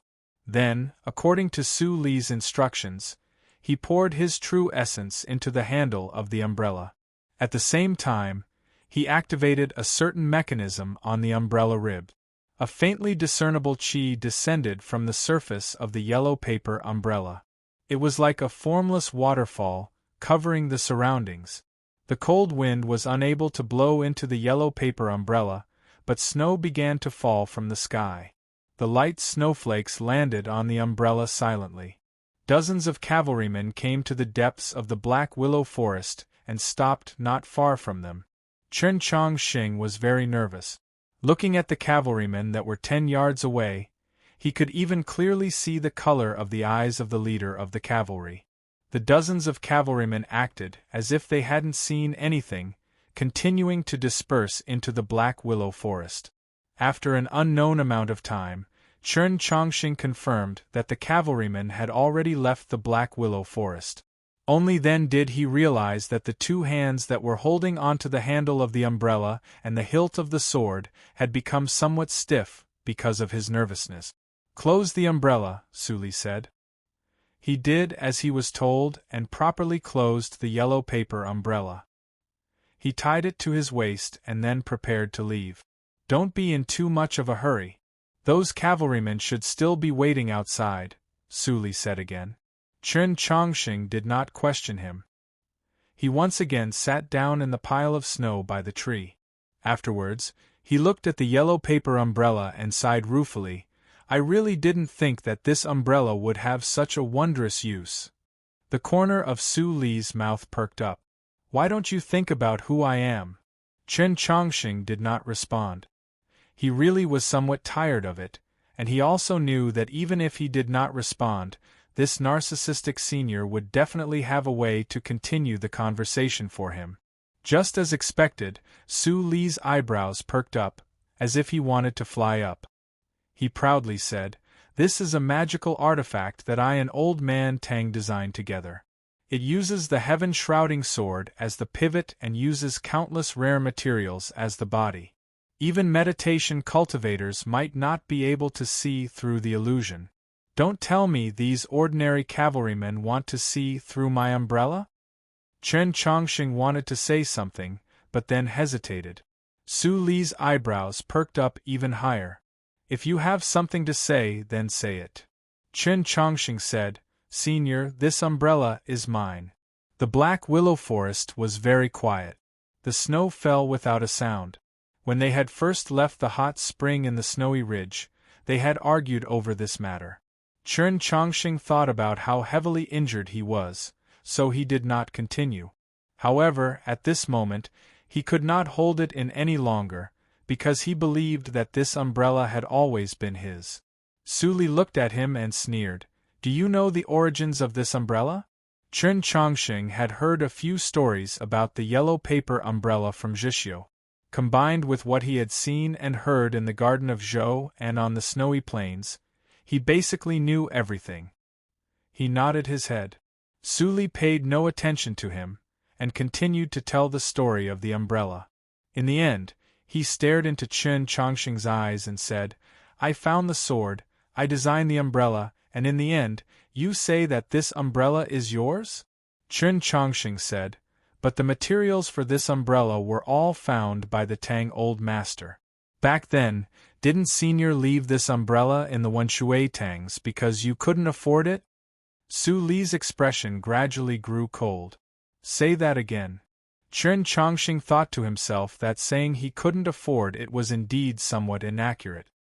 He reorganized his words and said, Wasn't it because you, Senior, reneged on the debt that the yellow paper umbrella ended up in the Wenshui Tang's hands? Su Li was so angry that he laughed. I am the most senior elder of Mount Li. I travel the 4 seas, raid and plunder, and commit all sorts of crimes. Do you think I lack money? Chen Chongqing did not care that he had committed all sorts of crimes, such as raiding and plundering. He seriously explained, But you didn't pay. Su Li realized that he had nothing to say, so he did not say anything. The atmosphere became rather awkward. Chen Chongqing hesitantly stood up and climbed onto the black willow tree to observe the movements of the great Zhou cavalry in the distance. At the same time, he blew away the heat on his face.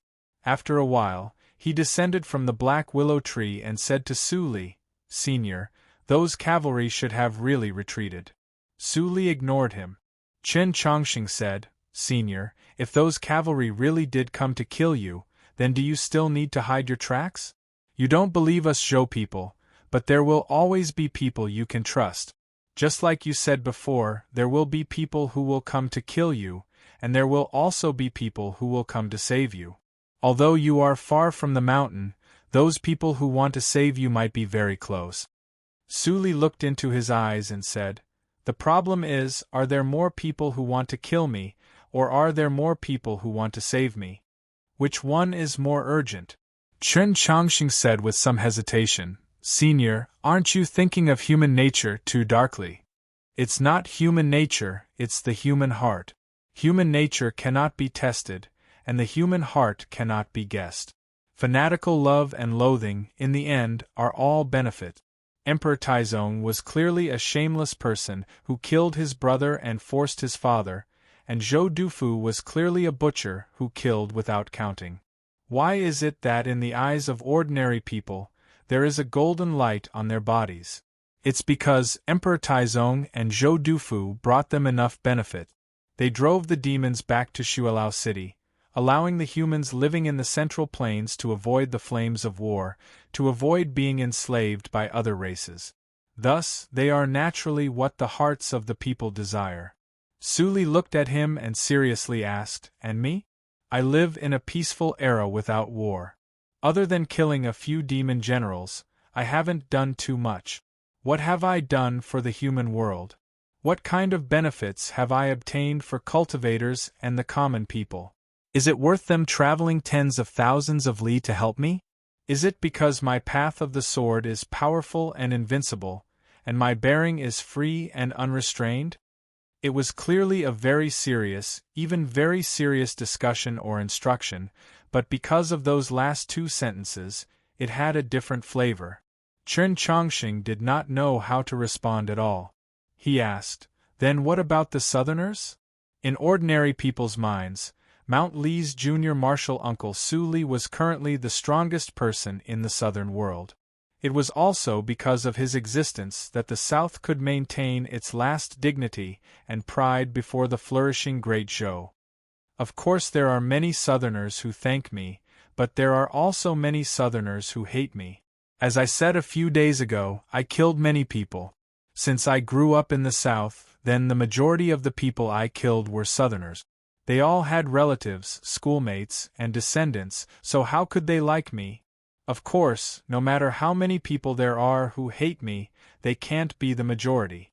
Otherwise, wouldn't I become a street rat that everyone wants to beat up? The problem is that many years ago, I did something that disappointed the entire Southern world, so there are more and more people who don't like me. What thing? Chen Chongqing asked curiously. 10 years ago, the bloody case of the Orthodox Academy. You should know about it. I know. Speaking of which, is Taoist Ji really your master? Senior, actually, I really don't know about this matter. Fine, let's get back to the main topic. In short, after the case of the Orthodox Academy, the Pope was heavily injured, the army was in internal turmoil, the imperial court was in conflict, Zhou Tong was randomly killing people, the capital was in disarray, and your Zhou kingdom was in shambles. In the eyes of the Southerners, this was, without question, the best opportunity. Moreover, it has to be admitted that the longevity sect at the time was truly very strong, capable of contending with the Li Palace.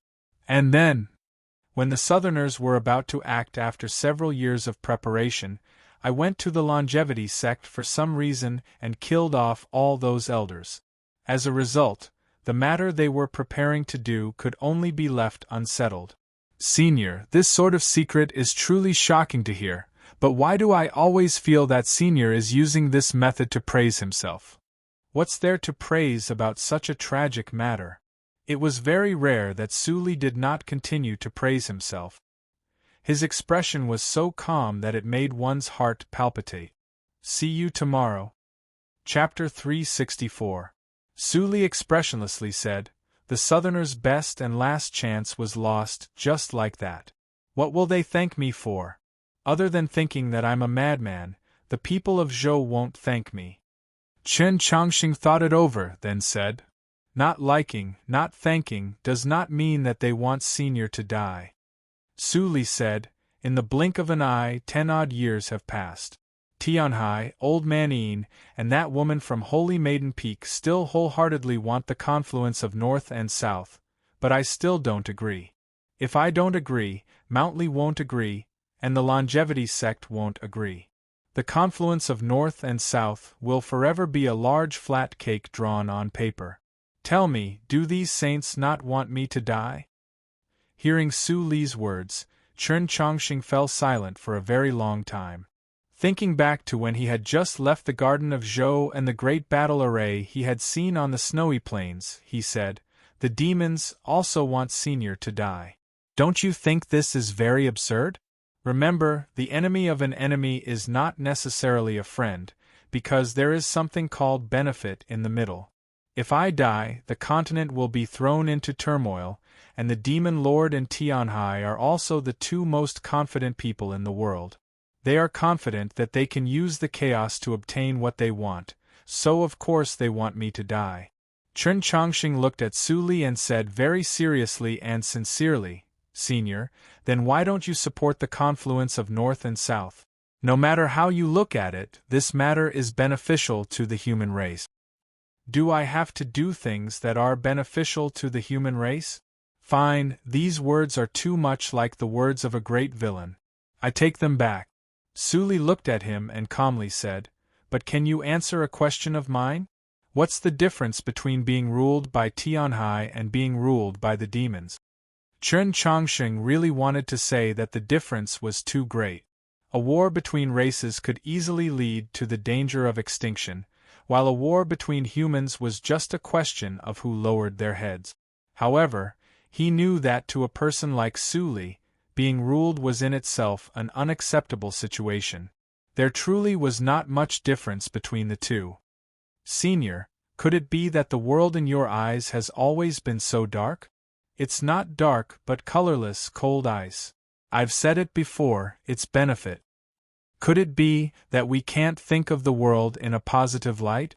This was already the third time Chen Chongqing had asked a similar question. No, because such things have happened many times in the past. The so-called history is nothing more than the current evidence, and the so-called present is nothing more than the repetition of history. Su Li looked at him and said, I don't want to become the second Zhou Dufu, so no matter if it's the demons or you people of Zhou, I won't believe them. The black willow forest became silent again. After a long period of silence, Chen Chongqing suddenly opened his mouth and asked, Senior, are you teaching me? From the moment they entered the stronghold, Su Li and Chen Chongqing began to converse more.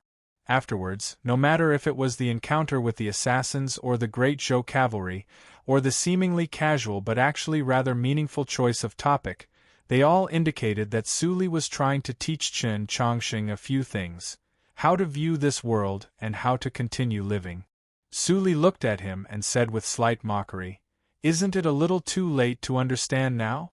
Rumor has it that you are well versed in the Taoist canon, but why can't I see the slightest bit of comprehension in you? But why is that? Chen Chongqing did not care about this senior's mockery, but he was rather puzzled. He was a person of Zhou, and Su Li was a southerner. He was the founding monster of the new generation that the orthodoxy had focused on nurturing, while Su Li was the great freedom of the way of the sword. The two of them originally had no connection, and the camps they belonged to were even secretly hostile. Not to mention the terrible relationship between the Orthodox Academy and the Mount Li sword sect, and the possible competition between him and Qiushan Jun in the past and in the future. Su Li had no reason to teach him like a teacher. Because I admire you very much. Su Li looked at him expressionlessly and said, Is this reason enough? Chen Chongqing very honestly shook his head and said, Senior, of course it's not enough. Su Li was somewhat at a loss for words. If it were any other junior who was so patiently taught by him, they would not be moved to tears. At the very least, after he had given them a reason, they would definitely not continue to pursue the matter. He looked at the clear and bright eyes of the youth and suddenly laughed. He thought to himself, That's right. If this kid wasn't this kind of person, how could he have caught my temper?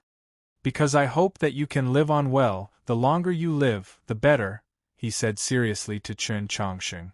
Chen Chongqing was slightly startled. He thought to himself, Could it be that Senior knows about my severed meridians and that I don't have long to live? Su Li's following words indicated that he did not know this secret.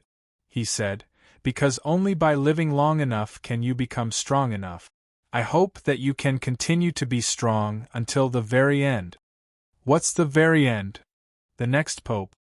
Senior hopes that I become the next pope? Correct, because if you become the pope, it's the best thing for the Southerners. Why?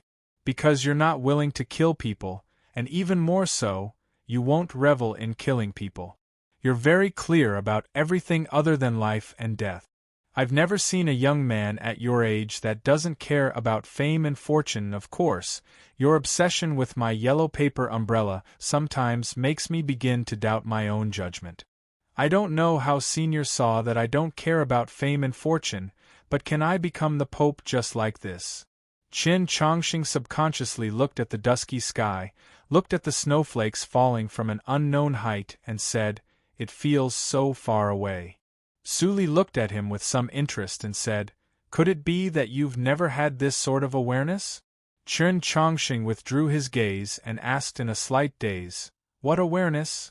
The Li Palace attaches so much importance to you and nurtures you, making you the youngest upper-level ethereal opening cultivator in history, the youngest principal of the Orthodox Academy. If they didn't want you to become the next pope, what did those old fellows want to do? Chen Chongqing was silent. He now knew why His Eminence Bishop Melisha was so concerned about him, and what the Pope was thinking. After leaving the mausoleum of books, all the mysteries had long since been answered. But he had never been very clear about this matter, and subconsciously did not want to remember it. Too many things had happened in the Garden of Joux, so much so that he believed that he had truly forgotten about this matter. Only now did Sully wake him up. He was the successor of the orthodoxy. However, his gaze still habitually fell on a place not far in front of him. He was not used to raising his head to look at the sky. Whether it was the dusky sky or the clear blue sky, the light was always so dazzling. If he returned to the capital, as the successor of the orthodoxy, he might have to directly face the divine Empress dignity. This made him very uneasy. Of course, he first had to return to the capital. Today, the leader was celebrating his birthday. He only returned home after 9 o'clock. In a hurry, he wrote more than 3,000 characters. In the end, when he examined it, he discovered that the last 1,000 or so characters were completely wrong. The mistakes were shocking, so he could only delete them. I'll post this. Tomorrow there will be 2 chapters. Chapter 365. When I mentioned Taoist Ji, you said you didn't know anything. Was that a lie? Sully said as he looked at the expression on his face. Chen Chongqing could only remain silent, because he was not very good at lying. Sully said to himself, then just why did these old fellows push you out? Conversations often occurred, and their conclusion often did not require any answer. Chen Chongqing could not find an answer, and Sully only used a very short time to think about it. After confirming that the cavalry of the Great Zhou were truly far away, Chen Chongqing carried him on his back and passed through the Black Willow Forest, continuing south. As they continued to walk, or perhaps run, the weather gradually warmed up, and the scenery that the two saw was getting closer and closer to the true time of day. In the capital, it should be the middle of spring, and in Mountley in the south, it should already be late spring. However, it was still rather cold here, and as far as the eye could see, they could still see the remnants of snow like stars. Fortunately, there was already some star-like green. Seeing those green sprouts that had died last year, Chen Chongqing remembered that it had already been a whole year since he had left Xining village. In this year, too many changes had occurred. Even though he was still a youth in the prime of his youth, every time he looked back, he could not help but feel some sorrow that only a middle-aged man would feel. After passing through a farmer's settlement called Woolly Village, there were some changes beside the two. There was an additional carriage, and the animals pulling the carriage were 2 healthy furry deer. Chen Chongqing sat at the front of the carriage, pulling on the rope around the neck of the furry deer. From time to time, he would let out a few incomprehensible shouts. Perhaps he wanted to imitate the methods of those farmers, but it was very clear that the 2 furry deer did not understand his commands. Fortunately, the general direction was correct. In short, they were walking south. The south was still very far, but as long as they persevered, they would get closer and closer. Sully lay in the carriage. Under his body was a thick blanket, and his body was covered with a smooth and flexible animal skin. The yellow paper umbrella was placed next to him, along with wine and food. He held the bamboo flute in his hand, bringing it to his lip. From time to time, it would let out a clear and beautiful sound. He seemed extremely content, without any hint of the miserable feeling of fleeing with heavy injuries. After walking for another 2 days, they could faintly see an earthy yellow city ahead of them. It was different from the military stronghold they had seen before. This was a real city. Judging from the size of the city, it could accommodate at least tens of thousands of people. It must be very prosperous and lively. If they wanted to re-establish contact with the human world, there was no doubt that this was the most convenient place to do so. Chen Chongqing turned his head to glance at Sully, using his eyes to ask if he wanted to enter the city. Sully held a piece of fur and was currently carefully wiping the holes on the bamboo flute. He did not even pay any attention to him. Chen Chongqing understood, but there were still some things he didn't understand. He shook his head and pulled the rope in his hand, letting the two furry deer pull the carriage down the official road, through the slightly hardened fields, and around the earthy yellow city. There was a birch forest in the south of the city. The thousands of birch trees were not thick, but rather thin and straight. They were like swords that grew from the ground and pierced towards the sky. It was late spring, but the birch forest in the frigid zone hadn't grown too many green leaves yet. Their line of sight wasn't hindered in the slightest, and they were able to see the other side of the forest several li away. When encountering a forest, one should not enter. This was not an experience that Suli had taught Chen Chongqing to travel the world, but an old saying that he had seen countless times in those random records. Chen Chongqing gently pulled the rope tight, indicating that the two furry deer should stop. He did not sense any danger, and only did this subconsciously. Suli sat up in the carriage with difficulty. At some point, the bamboo flute in his hand had been stuck at his waist, replaced by the yellow paper umbrella. He looked at the quiet birch forest and suddenly said, "They're here." What was here? Naturally, the enemy had come. The person that wanted to kill Suli had come. Chen Chongqing's mood instantly became nervous. He jumped from the carriage to the ground and used his fastest speed to untie the rope around the neck of the furry deer. He used the sheath of his sword to heavily hit their thick buttocks twice.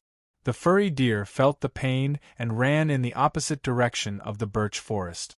It was just that these animals had docile natures, so they actually did not run very far.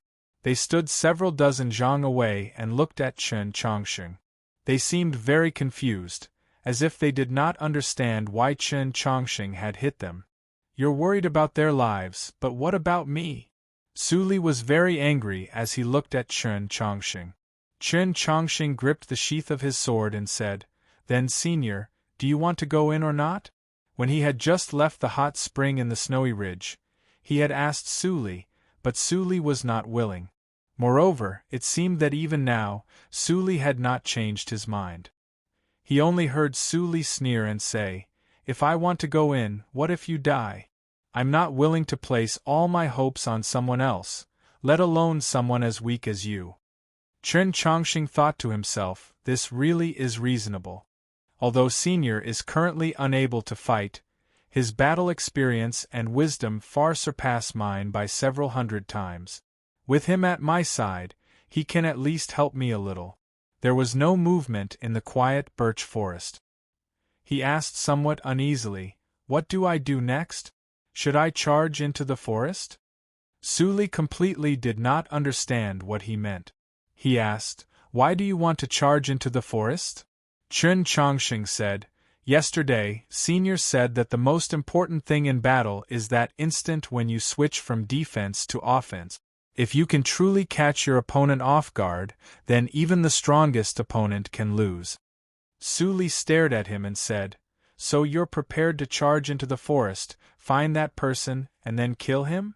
Chen Chongqing very obediently nodded his head. Suli held his forehead and said, "Do you know what level of cultivation that assassin in the forest is at?" Chen Chongqing very obediently shook his head. Suli angrily said, "Then you're prepared to charge in just like that? Do you want to throw away your life?" Chen Chongqing was very confused. He did not know whether to nod or to shake his head. After thinking it over, he said, "Isn't this acting according to Senior's instructions?" Suli was furious and helplessly said, "You have to understand. Those things I said before. First of all, you have to establish the foundation that your level is about the same as your opponent. Even if it's a bit lacking, it can't be too far apart." Chen Chongqing said, "But Senior's original words were clearly, even the strongest opponent can lose." Suli angrily said, "Rhetoric, this is rhetoric. Do you even understand rhetoric? Exaggeration is an art of language." Chen Chongqing silently lowered his head. After a while, he could not help but raise his head and ask, "Then if I really do encounter an opponent far stronger than me, what do I do?" The answer Suli gave was abnormally concise and clear, straightforward and clear. Flee or kneel. Flee? Chen Chongqing's speed with Su Li on his back was not necessarily faster than the assassin that had yet to appear in the forest. It must be known that assassins always possessed movement techniques and speed that were faster than ordinary cultivators. Kneel? Chen Chongqing and Su Li were the same. They would not completely entrust their lives to someone else, even if it was someone they trusted, let alone someone who wanted to kill them. He could not flee, nor could he kneel. In truth, there was still one other way to deal with it. Wait. Chen Chongqing unsheathed his dagger and gazed at the silent birch forest. He gazed at those green sprouts that seemed to gradually become gloomy from afar, but were very difficult to see up close. He waited for that person to appear. That person still did not appear. Time slowly passed. The hand that he used to hold the dagger had become somewhat sore. He yelled towards the forest, "Come out, he's seen you." Su Li had completely not imagined that he would do such a thing. He shook his head towards the sky, somewhat ashamed to be associated with him. There was still no response from the forest. Chen Chongqing lowered his voice and said, "Senior, it seems that the method of luring the enemy is also not very effective." His previous conversation with Su Li could even be described as a dispute, so it was naturally not a true dispute. Gazing at the quiet birch forest, Su Li thoughtfully said, "That person has left." HM? Chen Chongqing was somewhat surprised. Su Li once again lay back down in the carriage, put down the yellow paper umbrella, and took up the bamboo flute. Under Chen Chongqing's summons, the two furry deer slowly strolled back and docilely allowed the rope to be tied back to their neck. The bamboo flute rang out and they set off once more. In the following journey, Chen Chongqing became much quieter, or perhaps it could be said that he was more like his usual self. Only when facing Tang 36 and Su Li would he speak more. His current silence was obviously because of that assassin that he did not know would appear at any time. Just like how not speaking was sometimes more powerful than speaking, an enemy that did not appear would always be more frightening than an enemy that stood in front of you. However, Su Li was the same as usual. There was not the slightest uneasiness on his body. He continued to play the bamboo flute, continued to drink the wine, and continued to recover from his injuries. It was just like that day when he was lying in the hot spring in the snowy mountains, very contented and calm. It was as if he had not suffered any heavy injuries, and was just going through an ordinary journey. Chen Chongqing vigilantly watched all the scenery in his line of sight. The pressure on his heart was very great, and a few things he thought of made his mood even heavier and heavier. Encountering two assassins in the military stronghold and the great Zhou cavalry searching everywhere for them meant that it was as Su Yan had guessed. Black Robe had calculated the direction they had fled in and had sent this information to some powers in the human world. What would those powers do next? If it was the Divine Empress who had ordered the pursuit of Su Li, then did she know that he was with Su Li? If she knew, would she have those experts and assassins kill him along the way? If it was the powerful figures of the Li Palace who wanted Su Li dead, then did they know that he was still alive? Or would the demons deliberately conceal his existence? At dusk on a certain day, 800 li from Tianliang County, the deer carriage once again stopped to rest. The twilight was as thick as blood. Chen Chongqing completely revealed his unease to Su Li. Right now, no matter what problems there were between him and Su Li's camp, since he had not abandoned Su Li in the snowy mountains, then there was no reason for him to abandon Su Li midway. They were currently sitting in the same carriage, so they naturally had to face the oncoming gales and great waves together. There won't be too many people who know that I'm heavily injured. I already told you the reason a few days ago. Let's analyze the assassination we encountered in the military stronghold. If we take that crude and laughable act as an assassination, then associate it with those several hundred Zhou cavalry, then we can see very clearly that whether it's them who want to kill me or me who is about to be killed by them, neither of them wants the entire continent to know of this matter. Su Li took up a branch and drew a map in the mud. Pointing at a straight line, he said, "They don't need to surround us and attack reinforcements, so there's only one reason why they haven't made a move until now. Our speed is too fast, so much so that after we broke through the northern front line, those people still didn't have enough time to send people strong enough to kill us. If we view this as a war, then their main force is currently on the way." Chen Chongqing squatted on the side, attentively listening. In the past few days, this sort of scene had occurred many times. Normally, Su Li would appear extremely frivolous, but at times like this, he was extremely serious. He taught Chen Chongqing how to distinguish between the traces of beasts and people, how to distinguish which plants could be eaten, which fungi were poisonous, what was most important in battle, and even taught him how to arrange an army. Besides the sword and cultivation, he taught Chen Chongqing many other things. Chen Chongqing asked again, "Senior, just why are you teaching me these things? To choose a future pope for the Southerners?" This might be the true answer, but it was not enough. "Because I taught Qiushan." Su Li threw away the branch and said, "He studied with me for a month. If we had enough time on the road, I would have also taught you for a month. You returned the yellow paper umbrella to me, and I took you away from the snowy plains, so the two sides are even. However, you did not leave the snowy mountains, so I owe you a favor. Just treat it as me returning the favor." Favor? In the future, you will inevitably begin to compete with Qiushan. I hope that you will not fall too far behind, and try to be as fair as possible. This is me returning the favor to you. After the hot spring in the snowy mountains, Chen Chongqing was once again moved by Su Li's demeanor as an expert. Then he seriously said, "I did not return the yellow paper umbrella to Senior, I was only lending it to Senior." Su Li calmly looked at him, then suddenly laughed. "You're not used to this warm scene, so you intentionally broke it?" Chen Chongqing replied, "Yes." Su Li said, "I'm also not used to it, so don't ask me similar questions in the future." Chen Chongqing looked at him and said seriously, "Senior, you really are a good person." Su Li looked at him and said seriously, "Also don't say such things in the future." "Why?" "Because in the future, you will know that I have never been a good person in the traditional sense. I am temperamental, and with a single word of disagreement, I will explode and kill. But I really can't tell, fine. Senior, although I said those words on purpose, in reality, the yellow paper umbrella really is mine." It seems like you really don't believe that I will explode and kill." "Senior, if you could still explode and kill right now, why would we only dare to move in the middle of the night? Since they could not see eye to eye, there was no need to say anything more." In the growing dusk, Chen Chongqing began to prepare dinner and tools for sleeping in the open.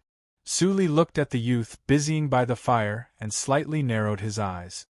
He slowly stroked the bamboo flute in his hand, thinking about something. The dusk gradually retreated. After a simple meal of roasted meat, Chen Chongqing extinguished the fire, ensuring that it would not become a lantern in the night. After a night without words, morning arrived. The morning breeze was slightly cool, carrying with it the scent of dew and grass, making people feel relaxed and happy. The two furry deer happily strode forward, and in a short while, they had already traveled over 10 li. On the vast plains grew green plants, probably sorghum. However, these sorghum plants had only just begun to grow, so they did not have the green gauze canopy of the legends, and were even less capable of concealing one's figure. As a result, Chen Chongqing saw the person in the field with a glance. It was a handsome man, covered from head to toe in armor. On his back were 7 long blades, incomparably bright in the morning light. No matter how he looked, he did not seem like an assassin. The next chapter was to strive for before 10 o'clock. Chapter 366. That man was very handsome. Although his face was covered in dust, it was clear that he had traveled a lot. The armor on his body was also covered in a thick layer of dust, but it was still bright, just like his person. Standing in the green sorghum field, he was like a sun. This kind of person did not seem like an assassin at all. In reality, this man truly was not an assassin, even though he had come to kill Su Li. This man did not release any kindness, nor did he have any hostility, but he also did not conceal his killing intent, an extremely pure killing intent. Seeing this bright man in the morning light, Chen Chongqing felt a stabbing pain in his eyes, just like how he felt when he first saw Su Li on the snowy plains. The light from the distance fell on the man's body, but it did not truly fall. What reflected the light was not his armor or his face, but an invisible barrier, which was why it was so bright. That invisible barrier, this light, both indicated that the other was a true expert of the star condensation realm. With just a glance, Chen Chongqing confirmed that this man was not the assassin from a few days ago in the birch forest. This person was too bright, unable to conceal his existence. Moreover, he could see that this person did not seem to have any intention of doing so. He just stood in the morning light, openly waiting for Chen Chongqing and Su Li to arrive. Chen Chongqing got off the carriage, untied the rope around the neck of the deer, and lightly patted their fleshy buttocks. Now, these two furry deer could already communicate with his mind and understand his intentions. They trotted to the sorghum several hundred zhang away, then turned their heads to look at the field, waiting for their young master to summon them back again in a moment. Chen Chongqing turned his head to look at the carriage. Su Li was lying in the carriage, his eyes closed. He was wrapped in fur, and his ears were stuffed with fur. He seemed to be sleeping again. "Senior," Chen Chongqing said. The fur in Su Li's ear clearly did not have the effect of isolating the fur in Mou's ear. He said, When he said yes, his eyes were still closed. "In front, there's a person coming." Chen Chongqing pointed at the man in the sorghum field behind him. And then, Su Li still had no intention of opening his eyes. Chen Chongqing said, "That person is very strong. I can't beat him." Su Li closed his eyes and said, "I've taught you for so many days. If you still can't take care of an assassin, then why don't you just die?" Chen Chongqing said, "But senior, you just said yesterday that that was just rhetoric, an exaggeration. When encountering an opponent far too inferior, other than kneeling, we can only run. I want to ask, should we run or kneel right now?" After a moment of silence, Su Li finally opened his eyes. He stood up and looked at the green sorghum field in front. He said, "Star Realm, it's not like you can't fight." Chen Chongqing quickly weighed the pros and cons in his mind again. He shook his head and said, I really can't beat him." Only now did Su Li clearly see the handsome man covered in armor and incomparably bright. He squinted his eyes and said, "It's this guy. Then you really can't beat him." Chen said, "Then let's quickly." Su Li said unhappily, "Let's not talk about the fact that I, Su Li, have never escaped in my life. Even if I really wanted to escape, can I escape?" Chen Chongqing was just about to say that if he really started running, there really weren't many people on the continent that could catch up to him. Suddenly, he saw a fiery red warhorse in the distant green field. He looked somewhat familiar. He suddenly had a very bad feeling, because he finally recognized that the fiery red warhorse in the distance was actually a Red Cloud Qilin. Su Li said, "Xue Xingchuan's younger brother, the 28th Divine General, Xue He. Yes, his mount and Xue Xingchuan's mount are also brothers." Chen Chongqing gave up on the idea of escaping. There was no white crane here, and he was not Jin Yulu, so there was no way he could be faster than the Red Cloud Qilin that could fly. He did not expect that the first assassin he met on his way back to the south would be such a powerful figure.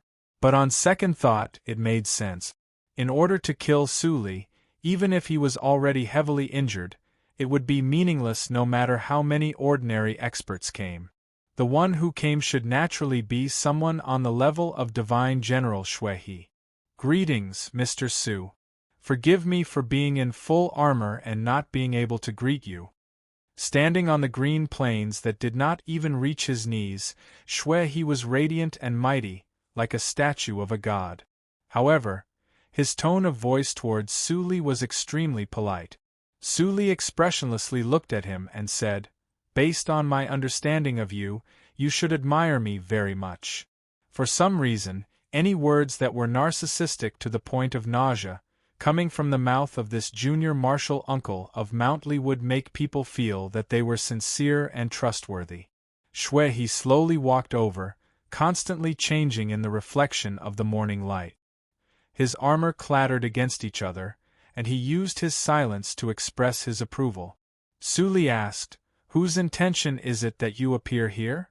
Shui He's older brother, Shui Xingchuan, was the continent's second-ranked divine general. After Divine General Han Qing guarded the Mausoleum of Books, he became the world's strongest divine general, only below the 5 saints and the storms of the 8 directions. Most importantly, everyone knew that Shui Xingchuan was the Divine Empress's most loyal follower. Logically speaking, Shui He's appearance here naturally revealed a cruel and terrifying truth. The person who wanted to kill Su Li was the Divine Empress. But Su Li would not believe it so simply, so he asked. Shui He expressionlessly said, "It's not anyone's intention, it's my own intention." Su Li was silent. He understood what he meant, but Chen Chongqing did not understand. Since this was not a decree from the Divine Empress, nor was it an order from the Orthodoxy, why did this divine general, who admired Su Li, want to kill him? Moreover, he wanted to take advantage of his perilous state. He asked why. Shui He did not pay attention to him. He looked at Su Li and calmly said, "Only with the confluence of the North and South can our great Zhou unify the world, can we truly defeat the demons. But because of Teacher's existence, it has always been difficult to advance. Whether it's the imperial court or the orthodoxy, there are many people who hope that Teacher can change his attitude, but I know that Teacher will not change his attitude, so Teacher must die." Su Li sternly said, "I will change." This was a joke, not funny, and no one believed it. But Su Li appeared to believe it very much. He sincerely said, "As long as you are willing to let us go, I will definitely change my attitude towards the confluence of the North and South." After a moment of silence, Shui He said, "I view Teacher as my idol. I know that Teacher will not change." Su Li said in slight embarrassment, "How can you be so stubborn? If I say I will change, then I will definitely change. To change one's mind because of external forces, then that is not Teacher." Shui He looked at him and calmly said, "If Teacher is no longer Teacher, why would I still have any psychological barriers when I kill you?" Su Li was silent for a moment, then looked at Chen Chongqing and said, "Did I not say it properly?" Chen Chongqing nodded. Su Li said, "Then it's your turn to say something." Chen Chongqing said, "Senior, I'm really not good at talking." Seeing Su Li and Chen Chongqing converse, a strange light flashed through Shui He's eyes. Soon after, he calmed himself and said solemnly, "For now, there are still very few people who know that Teacher is heavily injured and is currently returning to the south. Dying under my blade is always better than dying under the hands of those thieves and rascals, or being killed by the dirty tricks of those assassins." Su Li shook his head and said, "No matter how you die, it's fine as long as you live." Shui He said no more. His right hand reached behind him and grasped the hilt of a blade. After Zhou Dufu, very few experts of the continent used blades, because there were pearls and jade in front of them. Many of the 38 divine generals of the continent were used to using swords, and because of Emperor Taizong's frost god spear, there were also quite a few who used spears. There was only one divine general who used a blade, and who used it so well, Shui He. With this action, the other 6 slender blades behind Shui He did not leave their sheaths, but 6 blade intents soared into the air, enveloping the green plains. This was the blade domain. Su Li's expression gradually restrained. He also did not think that the first person who came to kill him would be such a troublesome person. Chen Chongqing's voice was slightly hoarse as he asked, Senior, what do we do? Su Li said expressionlessly.